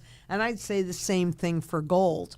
So I probably have more than most people I know, and I don't feel like I have too much, and I don't feel like I have enough. I feel like I have too much of this stuff, right? But I run a business, so I have to. So what do? I use this for my emergency gold. This goes away, I got this. I can pay everybody. I can sustain us. So Terrafin asks, if we're saving some of our certain metals to pay for specific things at a specific time, would it be better to keep in storage with the bullion co. till we need it and sell back to them? Oh, okay, I see what he's asking. Would it be better to keep in storage with the bullion company so that you don't take physical possession of it? Yeah, that's okay for part of the portfolio. I don't think I would do it for the first part of the portfolio, my barterable part, unless you can get there and pull it.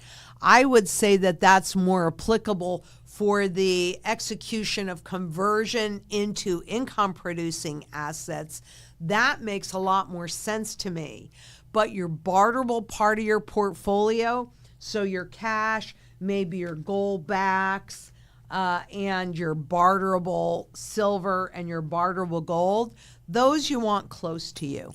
So while I can see that for part of the strategy that you need to execute 100%, yes, but not for your barterable. You do whatever you're comfortable with, but I would encourage you to have those close, because you might actually do better in that. But you really do want to do whatever you're comfortable with. Yeah, like I can walk to the vaults that hold my stuff. I walk all the time, so I know I have high confidence. I know exactly where they are. I can get to my barterable portfolio. Oh, it'd take me a few hours, but I could get there like that. So, low blood pressure asks, is your functional gold bullion? Well, no. I mean, this is what I use in place of this. This is a new 2024 Gold Eagle. This is a 1903 Raw Liberty. So for me, this is what I hold for my emergency gold is the Raw Lib, the pre-33, but it's kind of equivalent to the bullion, right? I just feel more comfortable with this than I do with this, but that's the equivalent. And that's what I would use it for, the equivalent. And Eldon Elder asks, do you have a portion of your precious metals buried somewhere where no one can find it?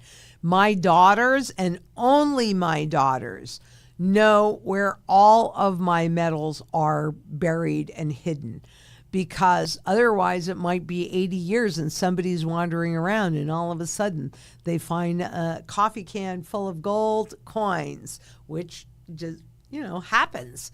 So I don't really want that to happen because I'm really doing it for my family, but their husbands don't know, and neither do my grandchildren. They don't know. My two daughters do, because I trust them with my life. I trust them with everything, and this is all for them and their children and their future generations anyway. But that's a good question. But I do want them to know where it is. And Resistance Chicks, hello, 777 asks, please explain the value of silver dollars that were stopped being made in the 1930s and those silver dollars made after that with less silver in them. How do you know the value of each one? Well, the silver that was, so the constitutional silver, so we need to really go pre-1965, that it was all standardized. That's how we know that. And it's 90% silver. And there are tests, right? There are all different tests for you to check the purity. But if you're looking at the silver US coins, the 90% silver was standardized, and that's how you do it. But there are ways to tell what the silver content and the gold content is in all of this. It's just standardized. And do I know the value of each one? Well, I personally don't, because I don't work in that area, but yes, the wholesalers all have that value. And again, that's kind of standardized. I mean, some will be a little more expensive than others, but this stuff that's the beauty part of working with coins that were part of a system, wherever it is, in the U.S. or elsewhere, because the weight of the gold and the weight of the silver, the content was standardized, and that's how you know it. And you want to make sure that you're buying it from authorized dealers so that you're actually getting what you think you're getting, because, I do have some fake things, and I'll tell you what, they look pretty darn good, even though, especially this one, this is not real, and it says right on here, fake copy, which I know you can't see, but look at how close these two look, right? Pretty close. So it's critically important that you can use ping tests, you can use testing tests. There's all different ways. Gold and silver are not magnetic, so that's another way for you to tell just quickly before you go into even deeper tests. But I'd say mostly you want to work with a dealer that you know that you can trust, that is working with with reputable wholesalers as well. And that way too, and more than once. So you're in at the market, you're out at the market, but you got tools to hold people's toes to the fire. And Jay Jones asks, if we were to audit the Fed, what would we find on their books? Well, I'd say a whole lot of gobbledygook.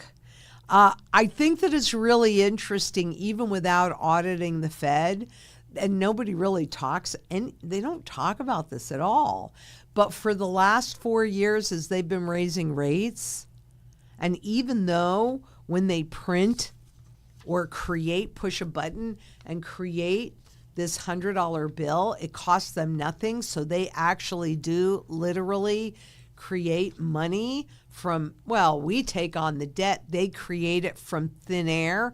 And this is like 99.75 on average profit for them. And yet they have lost money now in the 4th year. The Fed is weak. The Fed is very, very weak. And there are changes that are happening, and it's quite interesting.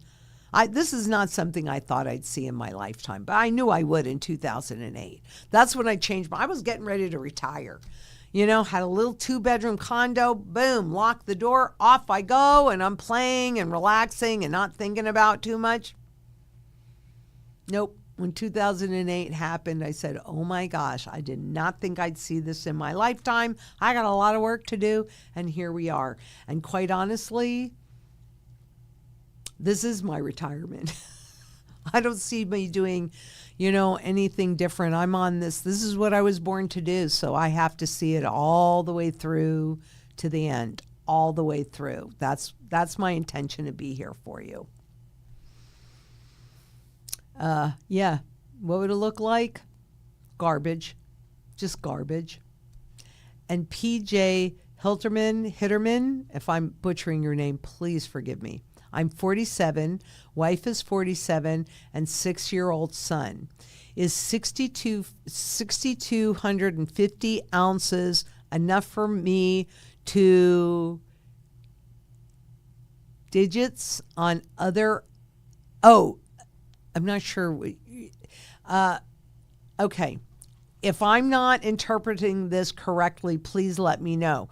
But I'm thinking that, are you saying that you have 6,250 ounces of gold or 6,250 ounces of silver?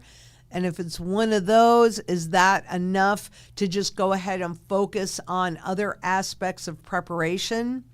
Well, I can tell you how I did it here, right? And then you do whatever. First of all, I would give us a call and make sure, how much silver do I did a piece on this, I don't know, maybe 6 or 7 months ago. How much gold do I need? How much silver do I need?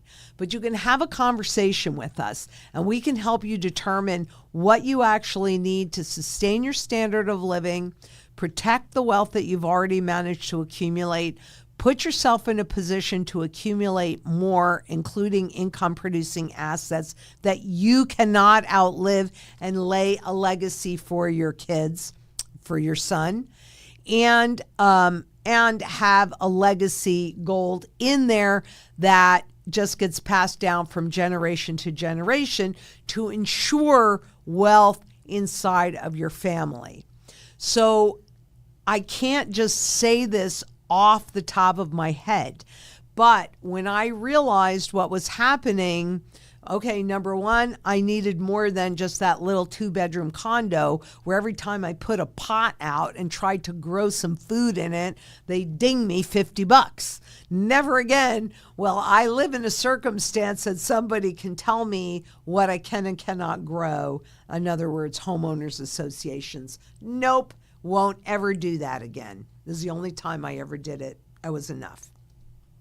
But I stood back because I had been accumulating gold and silver and bullion. Guess what? And bullion. And I said, okay, where do I feel the most vulnerable? Well, I needed a property where I could grow food and feed my family because, quite honestly, I knew my kids wouldn't go anywhere. They were established in Phoenix. This is where they wanted to be, and I'm not leaving them because they are my life. That's just not going to happen. So I said, well, if this is where I have to build my last stand, I need to be able to grow food. I was not a gardener. I had two sisters that definitely were master gardeners, and they were really into it, but that was not who I was growing up. That just wasn't. However, I know my research, and I know how deeply I dig into things, and so I trust what I know, and I knew how to grow food.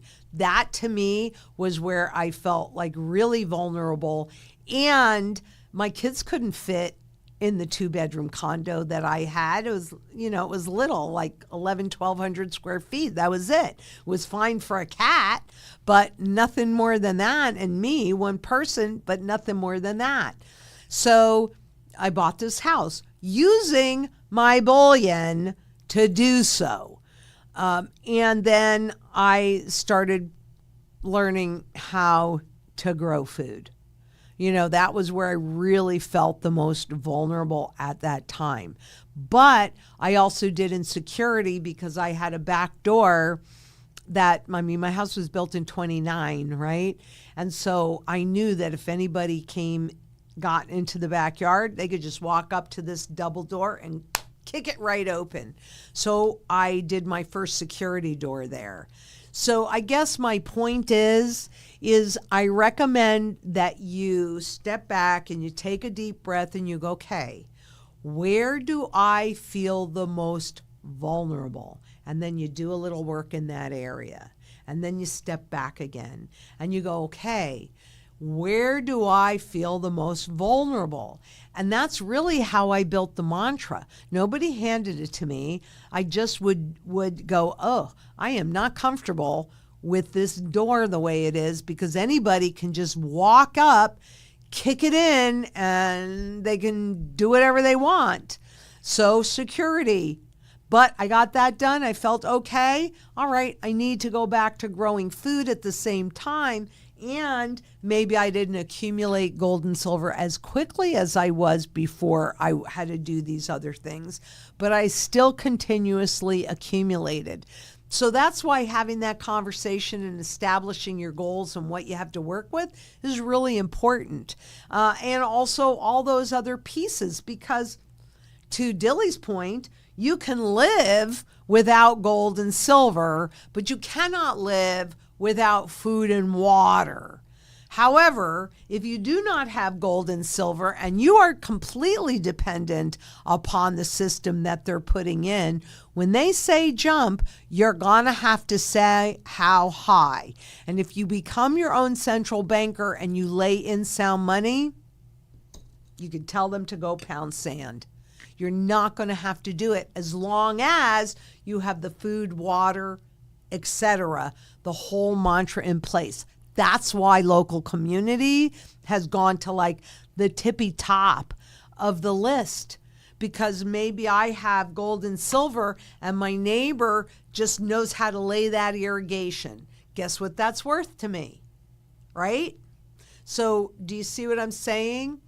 I can't tell you if that's enough because I don't know what you're trying to accomplish, and I don't know if that's gold or silver. And I don't know what your circumstances are. But what I do know is that it is critically important for you to be as independent and self-sufficient as possible. And you have to do as much as you can right at the same time, right? So you go, where am I most vulnerable? And you work on that, but you still need to be working on this and this and this. That's why that local community has become that tippy top important, and why you hear me talk about it all the time, because that's the way we're going to get through this. We're going to get through it together. And if at the same time that we're getting through this together, we have a global sound money, Citizens for Sound Money movement, and we can get sound money, redeemable gold back in the system again. Now what we've done is we have leveled the playing field. And it can't, what's happening right now with the income and wealth inequality simply cannot happen. Cannot happen. We have to do this for the future of our children. We have to. We don't really, I don't feel like I have a choice. You look in the mirror and you go, no, if not me, who? And if not now, when? Well, it's me and it's now, and it's you and it's now. And that's the way I think we have to approach all of it. And Chris Willis asks, how to deal with silver bullion coins as they tarnish. Doesn't matter. Do dealers generally pay same amount regardless of condition, or should you clean them? Do not clean them. Do not clean them. And in fact, the tarnishing on the silver does not matter at all, and could indeed, depending upon how it's tarnished, could indeed actually bring more value if this coin has not been circulated. I mean, honestly, one of the prettiest coins that I've ever seen, and it was a premium on it because it was so special, was a rainbow-toned silver dollar. I think it was a Carson City silver dollar, actually. And what that means is that it was tarnished in such a way, but when you looked at the coin, you saw the rainbow.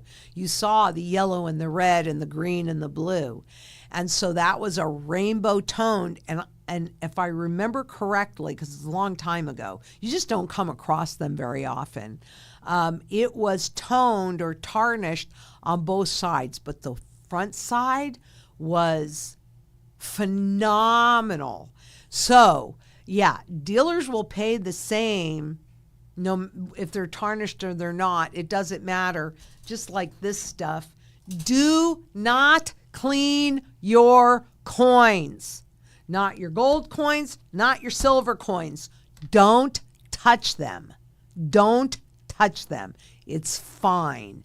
But you might just have a tarnished coin that is tarnished in such a way that if it wasn't slabbed, could make sense to slab it. In other words, if it wasn't in a hard plastic case, it could make some sense to do it and could bring a lot more value to that coin. Kind of depends on how it's tarnished. But yeah, don't clean them. Don't. Nope. Don't even do this with them. Rub it with your finger. Don't do it. Don't do it.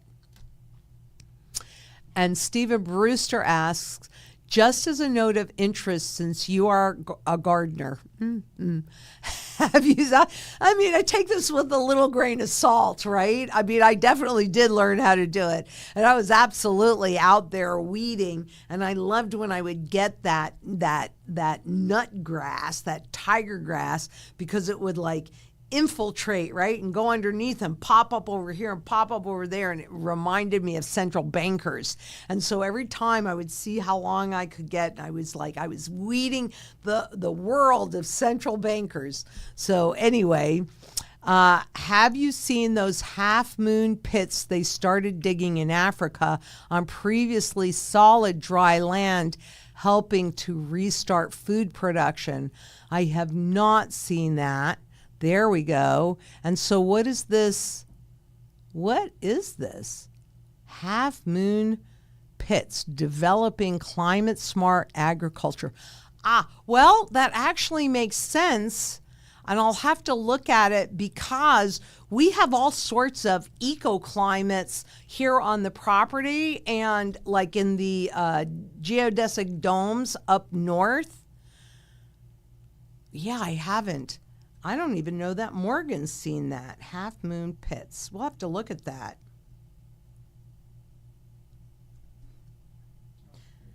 Because I think that what they could be doing,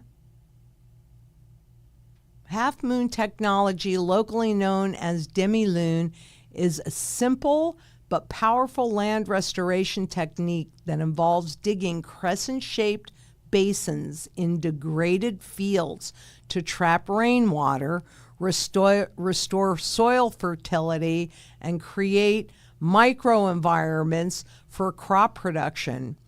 Very interesting. We do a lot of regenerative farming here on the farm. and up north, and we've been making some great progress there. So I'm pretty sure that before too long, we're going to start being able to share some of the stuff that's going out on the bug out. But yeah, it sounds like they're doing restorative farming there, and thank goodness, because it's all about soil health.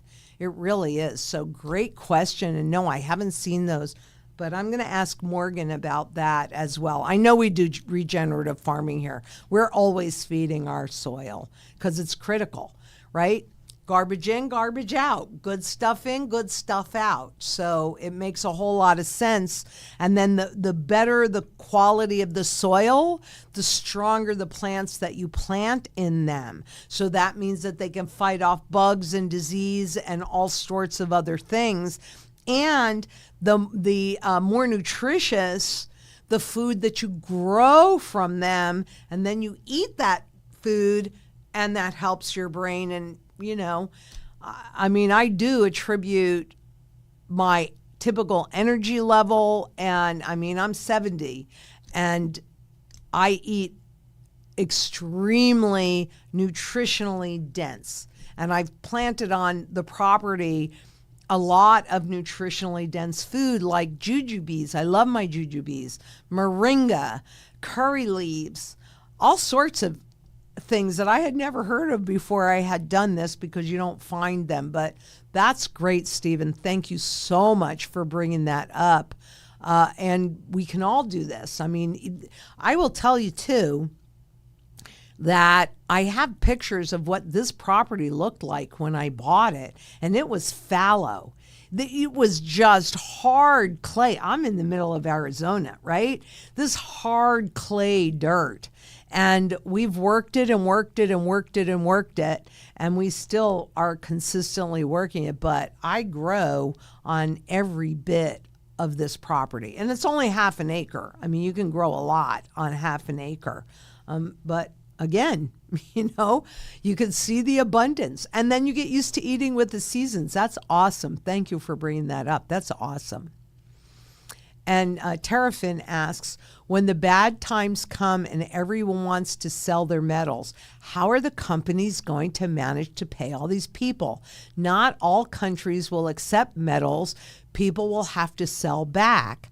Well, I'm not really sure what you mean by not all countries will accept metals, because gold and silver are universal money that is used all over the world. But let's look at this. Okay, because what you're asking me is, what is the exit strategy? And we have one. And you are right. Just like a fractional reserve system means that if everybody goes to the bank at the same time, the bank is going to fail. So if everybody goes to sell their metals at the same time, that will have an impact on the visible price, or the price, I should say, really, that the wholesalers will pay. That's all part of the exit strategy. So understanding how these things work, like, for example, here's a great example, that first overnight revaluation.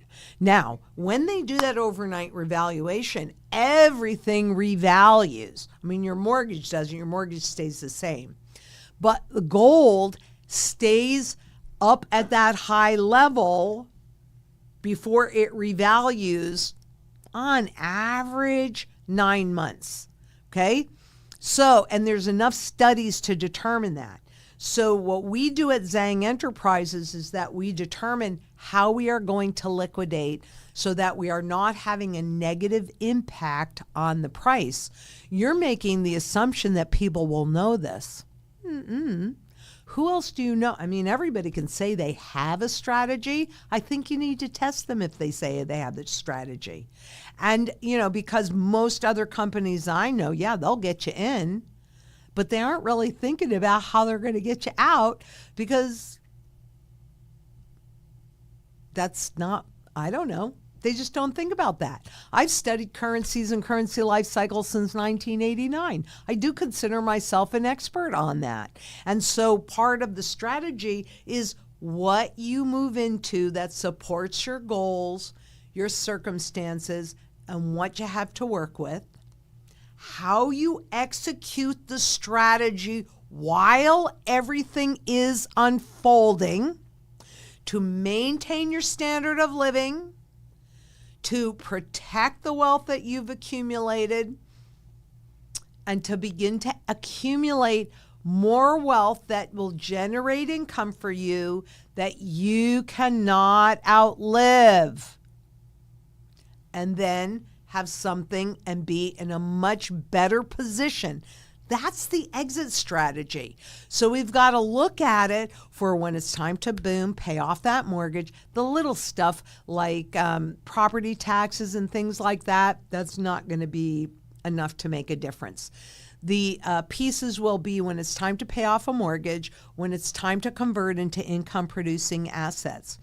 And we have that all laid out, and we have those conversations with our wholesalers to make sure that this isn't just something we come up with, but this is something that is pre-planned between our clients, Zang Enterprises, and our wholesalers, so that we don't have a negative impact on the way in or on the way out.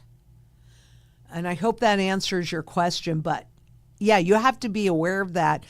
And I would start to ask, if you're talking to anybody else, I'd ask them, what's your exit strategy? How are you going to know when it's time for me to, ask them and see if they can just come right back and tell you, or if they go, because they don't have it. They don't know. They don't understand it. They don't understand it. Okay. And DL Blue 65, vaulting is a big concern. It is. If the vault deals with gold IRAs, does that raise a red flag confiscation tokenization?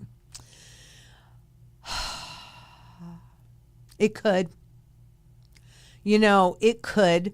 I personally hold mine in a private vault, and globally there are private vaults, and that happens to be something that this is not an easy thing to put together, but we are working on a network of global vaults as well, because even though we are not in a position at this point to sell globally, we do consider ourselves a global company. And I agree with you. Vaulting can be a big concern. And if it is a vault that holds IRA metals, let's face it, most people that, at least in the US, that hold gold, hold it in silver, hold it inside of IRAs. So I personally prefer private vaults to those, or to bank safe deposit boxes. And again, you want to be diversified in that regard too. And that also depends on what your circumstances are. So this is why it's important to have that conversation, because it's not a blanket answer. And thank you for bringing that up, because that is definitely something that needs to be part of a strategy for you. And it's got to be based on your circumstances. And Gia Key asks, do you think gold tokenization can sabotage your strategy? Not for people that are listening to me, because I'm not going to tokenize my gold. I have no intention of doing it, but I'm also very independent in that, there are a lot of things. I discovered this during COVID. I did quite well without having the ability to go to the store and get stuff. I was okay. And that's why I encourage you guys to do the same thing. But if they tokenize gold, will my gold and silver be in trouble? I.e., people tokenize their gold, what happens to my gold? Then what you would have is actually considered gold in the wild, just like they talk about dollars that do not have a chip in it in the wild, which means it actually has more value than one that is tokenized. Because the tokenization, so far anyway, from what I can see, is you can own little bits of it, but you can't convert back into it, right? So if you have the physical metal, that, in my opinion, would drive the premium for the physical metal up. That's above the tokenization, because the tokenization is about ownership transfer. And that's why the WEF says by 2030, you will own nothing. Yeah, no, you don't have to fall into it. So that if they do tokenize gold, which they're going to, because most people won't understand it, it'll be pretty easy to do it inside of the IRAs. They won't probably get a pushback, especially if people perceive that they're getting a premium for doing it. Sure, if you tokenize your gold, we're going to give you a 30% premium. You'll get 30% more tokens. That then is so easy for you to spend, as AI is helping nudge you in the direction that you spend all your equity. Actually, I believe that it will be far more beneficial for those that are holding the physical gold and silver that is not tokenized. I believe that will command a premium. And Suzanne Higgs asks, would you explain what diversification means to you? Well, diversification means having a variety, okay, in simple terms.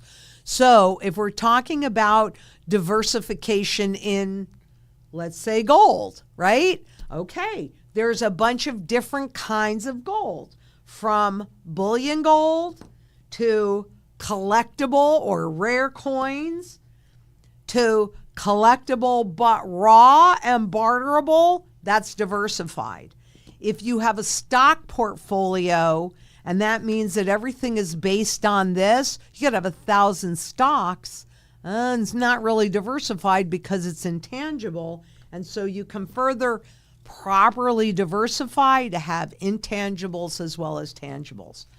I'm not telling you shouldn't have cryptocurrencies, right? I mean, I'll hold this up, but that's not really an Ethereum. That's just a representation so that you think that it's this.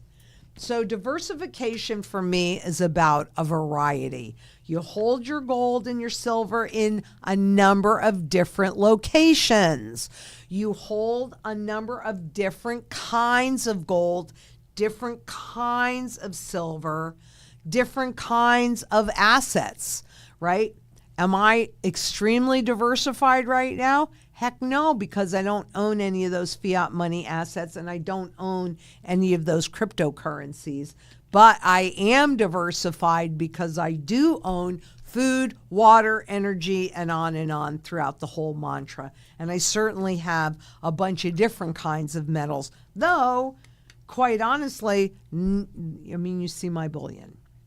But that is also because of where we are in the trend cycle. So it depends on where we are in the trend cycle would determine what kind and how much of that diversification that I would consider. But diversification just means different.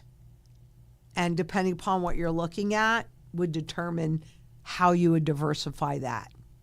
And if that didn't answer your question, you can get a little more specific, Suzanne, please let me know. I'm going to take a little sip here.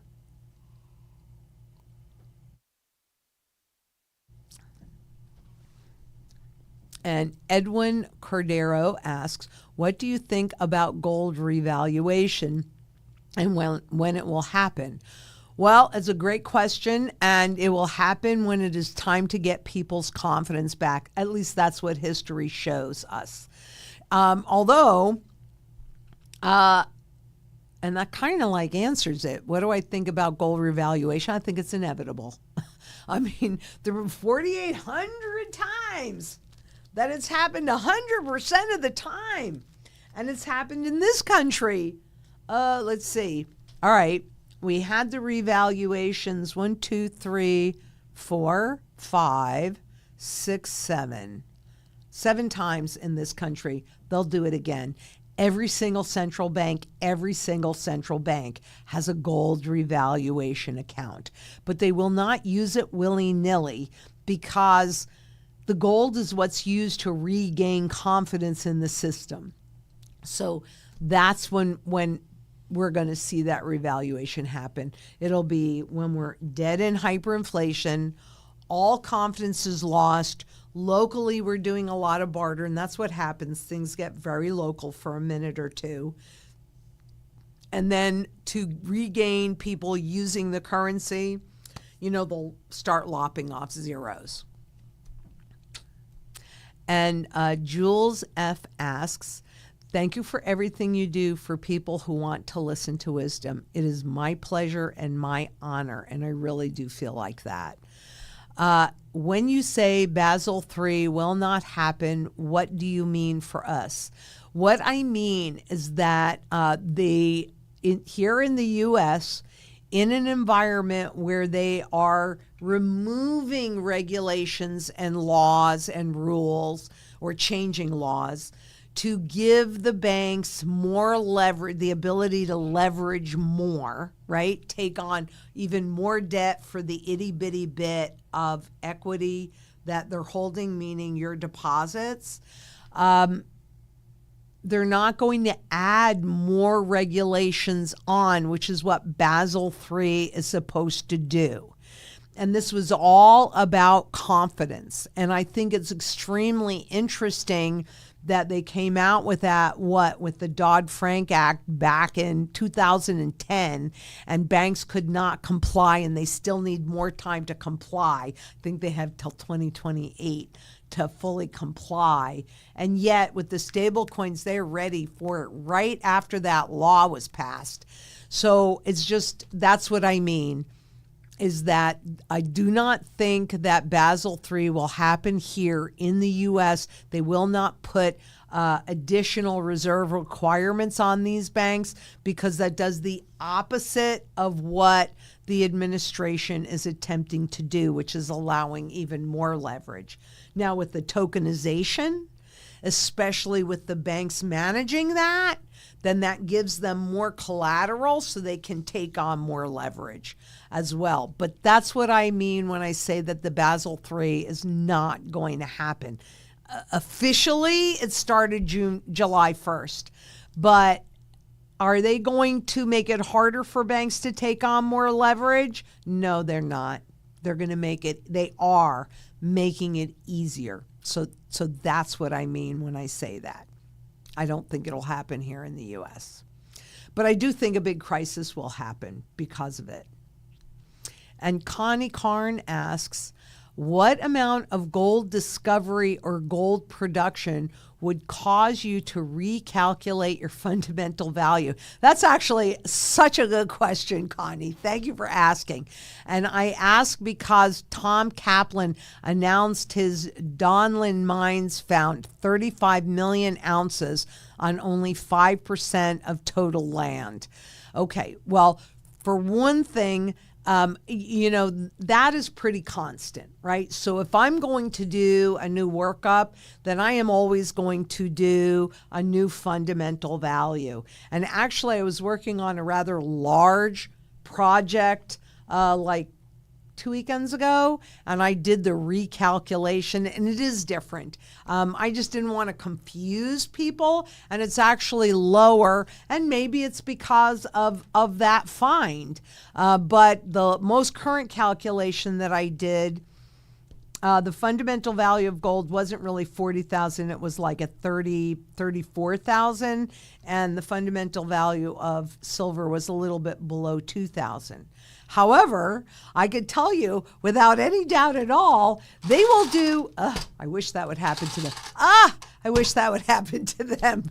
But actually, they will print a whole lot more money. And when you stop and think about the fact that the Treasury just announced $100 billion short-term note, and after all, the big, beautiful bill is going to bring in a whole lot, how many trillions in deficit spending, let alone all the derivatives on top of them.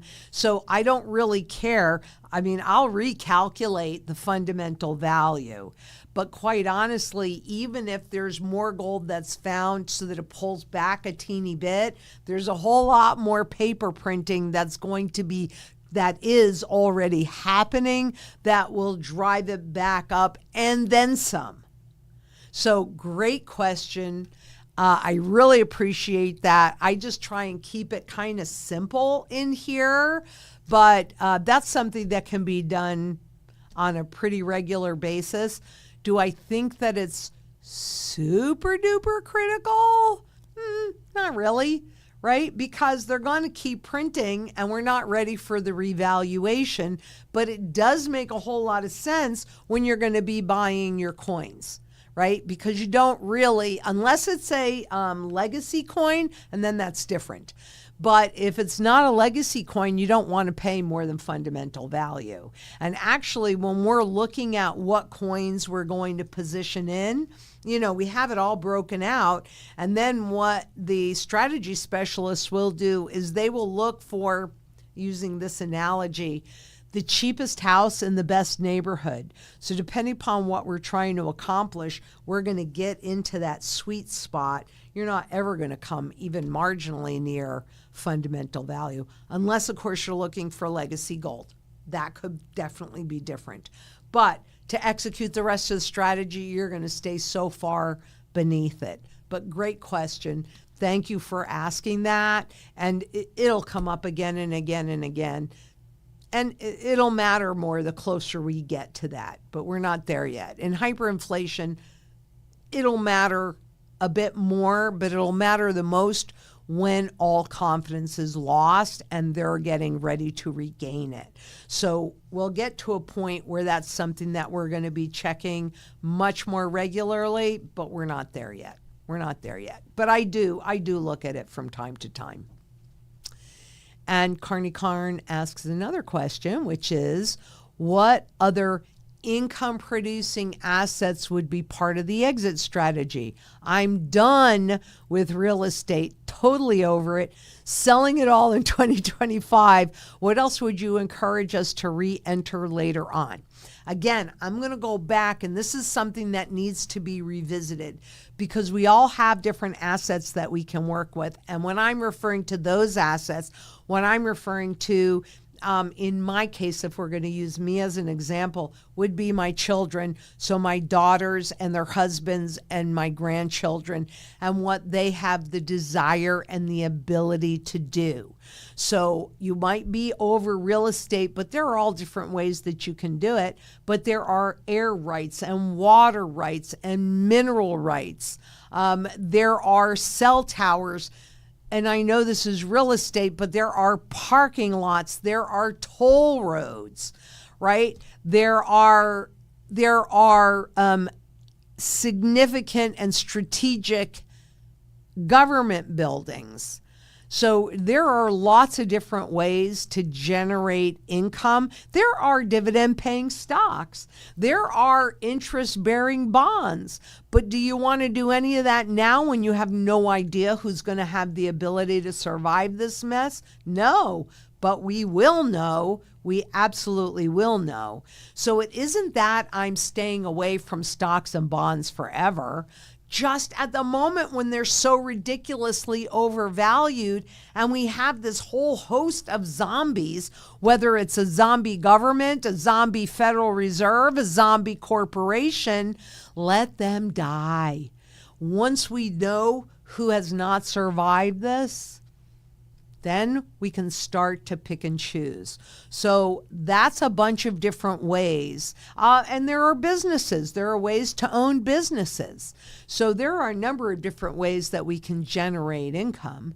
And we will, as we get closer to that, then I'll start talking more and more about them. I'll start digging things out and helping you understand it. And then we have to start looking at them on a regular basis as well. So that still lies in our future. But yeah, there's lots of options, lots. And it will depend when that time for you comes. Then we need to have another conversation with the strategy specialist so that we know what you have to work with, right? If another example is this client that I had that is, a much older client, right? And all I ever heard her talk about was wanting to own rental income or rental property. But she couldn't manage the rental property. She couldn't maintain the rental property, and she didn't have anybody that could do those things. Now, you can hire that, and if that's what you really want to do, but I didn't even feel that this particular person would be able to manage that part well. So that would not be something that I would personally, she gets to do whatever she wants, but that would not be something that I would personally recommend to her. So just know that if you establish a strategy, a sound money strategy with Zang Enterprises, it's a living, breathing, growing thing. And it's constantly evolving, and it requires your input. So when things change, you need to have that conversation. You know, if you've added something or you've deleted something, we need to know about that so that we have the most accurate information and can then make suggestions and give you guidance that's best suited for your particular circumstances.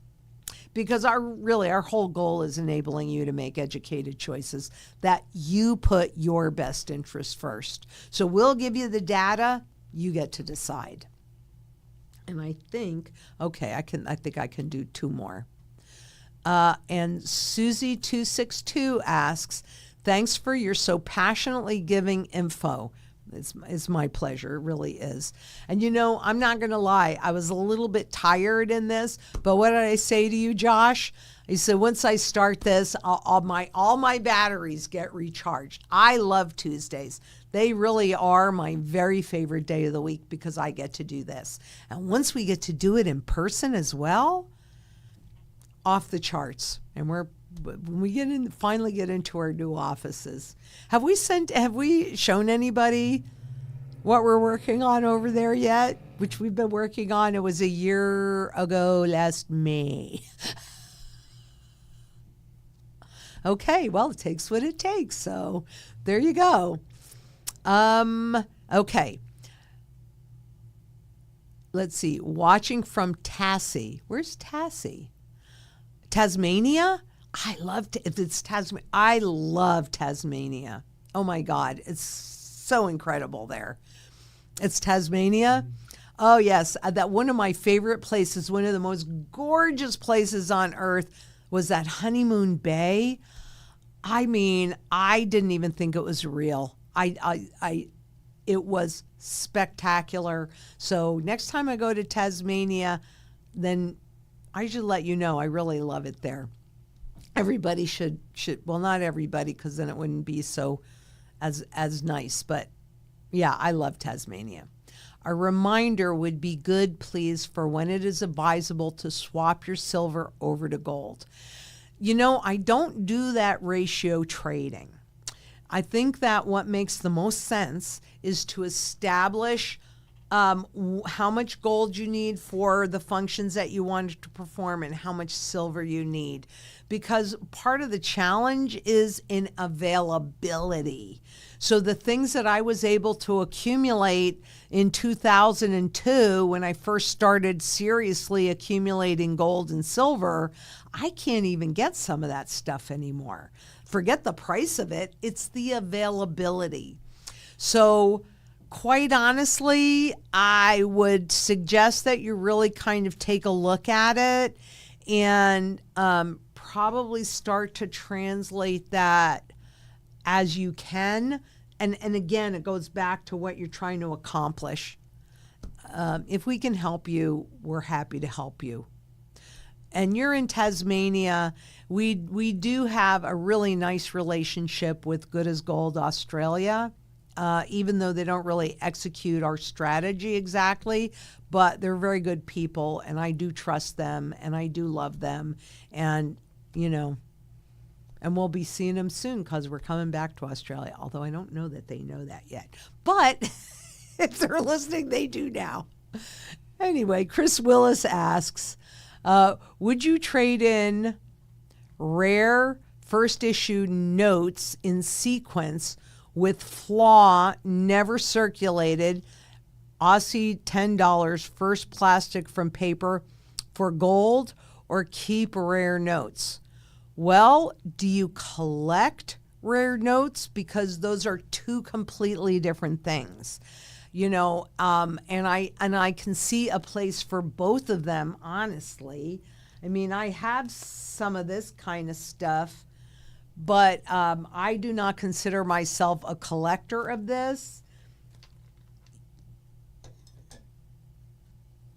I collect this, but I also collect this. So I see a place in both. If you can't do both, then this will buy you those rare notes down the road. So this is a much physical metal in your possession. Because this is a currency life cycle issue, that is what you really have to do, in my opinion. You do whatever you want. I see a place for both. And you see, I have both, but I definitely have more of this. Well, I actually have more of this than anything else. I also am building a legacy for my family, though, and that's something that's always been important to me. And I think this is the last question. Bill 457. Do you think that there could be a problem in the future because the gold ounce coins have a $50 on the coins and the pre-33 have a $20 value on them? So, it's interesting that you say that, because this, of course, has a $100 face that the government put on there, just like that $20 face and that $50 face of the gold coins. And this has a $20 face on there. But what they buy is very different. So I do not see that as a problem, because with gold, it's when you're going in the raw form. This has a $50 face. This has a $20 face, just because of when it was minted and the government stated it. But you can't buy it for $20 or $50. You're going to pay spot plus whatever that premium is. No, I do not view that as a problem at all, because it's a commodity money. And it really will be, at the end of the day, for this kind of stuff, this raw stuff, just by weight and what's legal to hold or not legal to hold. So that's where that confiscation issue comes in. This has even a different factor in that. But no, I do not. The advantage, if you're traveling with it, is that TSA agents have no idea what this is or what it's worth. So if you can take $10,000 in, well, what's 10,000 divided by 20? That's how many coins you can get in. And if you bring them in this form with a $20 face, you can take all your wealth. See? So no, I don't view it as a problem. I actually view it as an advantage. So that's it for today. And I really do appreciate every single one of you for showing up and asking all of these questions, having this conversation. And I look forward to next week, because I know that together, this community and growing this community, boy, we can accomplish anything. And until next we meet, please be safe out there. Bye-bye.